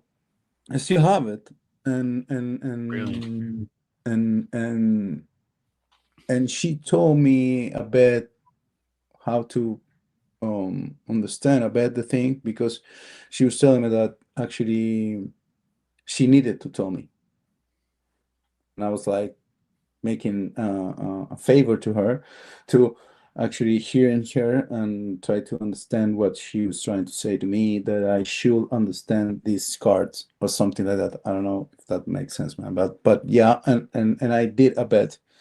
So I had a bit of um, um, engagement with it, and it was kind of crazy actually, because that's why I'm telling you that I kind of can feel the vibe of the archons, like the idea of the initiation of a person till something, and then go back into the same Oh stream. yeah. I'm a like I told you, with me, I really got into so before I met Dr. Alman, I was really influenced a lot by the writings and work of this voodoo scholar, Michael Berdio. And Michael Berdio is also an artist and is really into this idea of the spirit window, the spirit window. So treating these as living beings, as living eidolons.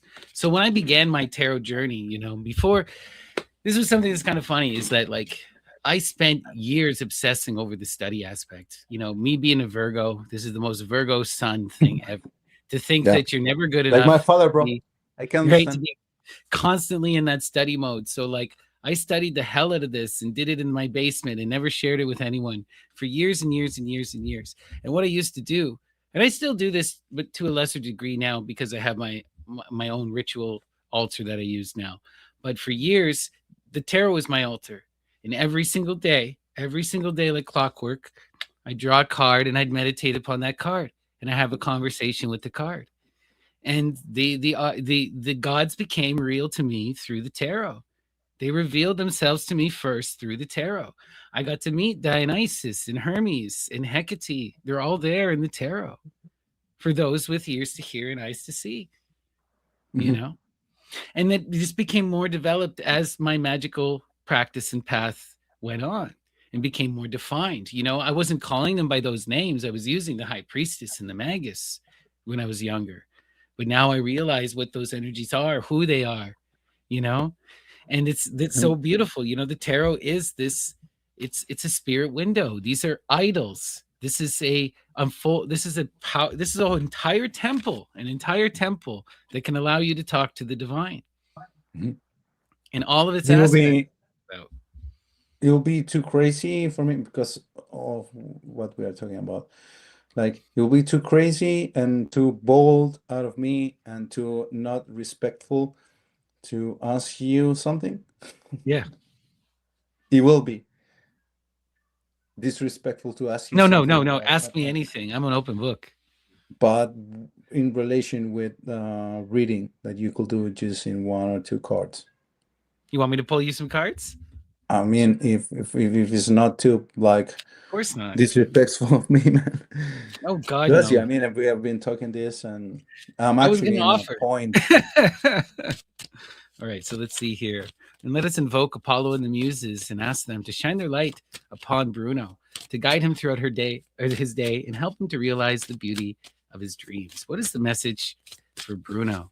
Muses inspire. So we divide the cards, and our center card defining image is the art card Sagittarius.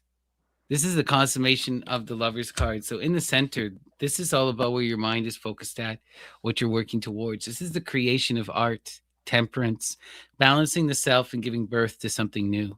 This is all about setting your sights into the future and creating something through that artistic, creative essence and balancing the self in it. You're walking the path of the muse, and now you're at the near the end. This is where you're in that actual creative magic. Now you got to be the hunter and you got to actually shoot and hit your target.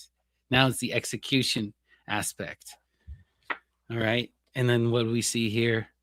We have the 10 of discs, wealth, but also accomplishment. This is the completing of the cycle. So you're on the cusp of creating something really beautiful, of creating art, of completing the cycle. And then the other It's aspect amazing. of this is you reap the rewards of your creation. And you get to benefit from what you've built, and you return to the root to create something new. These cards are reciprocal. They empower each other in further generation. And then the last one, you got this, you doesn't get much better than this. Holy shit. You have the 6 of discs. So the 6 of discs is the perfected middle path in the earth. This is being secure, being able to provide for yourself and your loved ones, and being celebrated for your work. So what I'm seeing for you is you're doing the art you need to be doing. Recognize you're celebrated and respected for what you do, and you're safe and secure. So it's great. And soon enough, you're going to complete the cycle, and you'll really reap the rewards, and you'll move on to greater projects. Right now, you're doing what you need to do. Be in this art energy.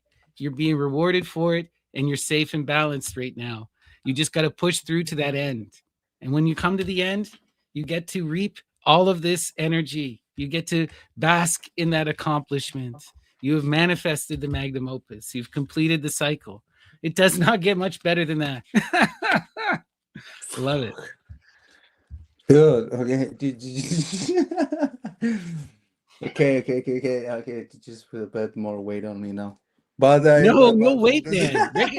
You're I'm in just the 6 joking. of Joking. discs, man. The 6 of discs says you're celebrated for what you do, and you're good at it, and you're secure and safe, right?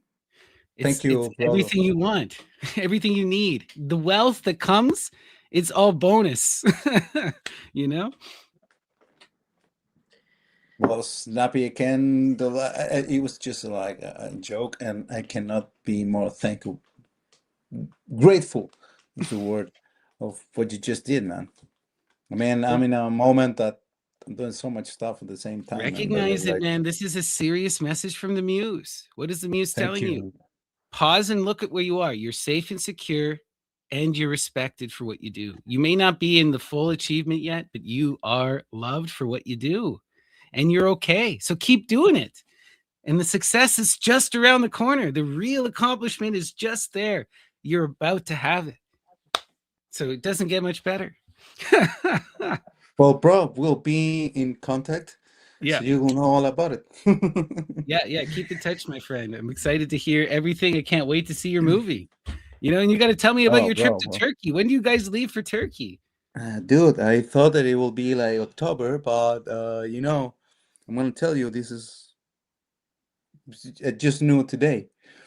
I managed to actually make it happen. My brother actually is traveling this weekend to Holy Turkey. crap. Fuck, bro, it's going like nuts. And as a part of everything we're doing, so you got to go to Ephesus, man. You got to go to Ephesus. yeah, I'm traveling this month Oh, because of wow. this. Like it came before what I was scheduling, and well, you have to take it, man. I mean, it's happening, and well, your support, the support of the people that are still here, the support of Lady Babylon, Dr. Raman, you know what we're doing, man. We're doing a documentary about all of this, and it is taking time, and it should take time, you know. Yeah. we could do Yeah. You got to something do it well. You got to do it well. Right. exactly. So man, right now is a year on it, which is not much if It's not you much think at all. about like, It feels like a you know. lot, but it really isn't, you know? Mhm. The average film, they say, especially like documentaries, take like 4 to 5 years. 2 No, years don't say that, production, bro. 2 years production, Give and me then two, give me two, give me two, give me two. No, no, no, but I mean, the doors are opening, man, and it's not an easy project, but um, we cannot be not be more grateful for how the things are going. But at the same time, we have been pushing us, fuck, I bro, can all the imagine time. I mean, we're just a bunch you're of living it. pushers, man. We're pushing. This is the work we do. We're pushing, pushing, pushing all day. That's why you're a And success, man. You got to keep pushing, and eventually you will win. But you got to push. yeah, bro. And well, you're part of it, man. Thank you You so are much. part of the crew, bro, for sure. Well, I mean, all of this we're doing, I mean, for sure. And thank you so much, man, for being so well, as always, a great conversation. But thank you so much to be so cool to me and just go and read my cards, man. Thank you very much Yeah, yeah. for that. Anytime. It's something I can do for friends, and I'm happy that I can do it. And I'm glad that you got something positive because, man, the tarot is not normally positive. It could be, yeah. Right? The And you tarot's a will mirror. have to It say it to shows you me, where there's shit at. So and it will be in a obviously live. you're focused. Obviously you're Dude, focused stop and doing you're what in a you're good doing. place. Stop it. This is not the wrong way, Bruno. Not do that shit. No, man, you need to hear On a this, live. right? The message from the muse is to tell you to stop worrying. You're walking the right path. Keep doing what you're doing. Recognize the success. Sometimes you need that positivity. That's equally as much as a slap in the face sometimes as getting the negative shit. Mhm. For sure. Well, Snappy, All right. we wrap it up, man. And it was like, as always, thank you so much, man. Yeah, keep in And touch. I'm looking forward to your new podcast that's coming up with Athena, and keep yeah, us posted about Turkey because it's all wild. well, everything's happening right now, bro. We're Amazing. releasing this weekend that interview with Aman and Evina, and you will love it, man. It's a good Can't one. wait. Can't Mhm. wait.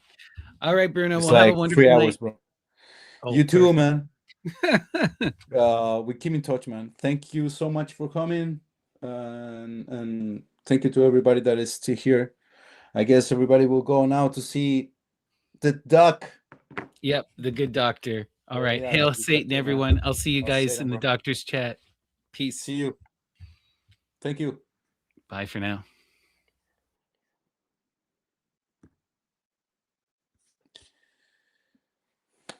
Gracias. Bueno, esto es lo que hacemos, po. ¿Qué más puedo decir? Gracias a los buenos que hablan español, que no hay ningún culiado aquí. Chao.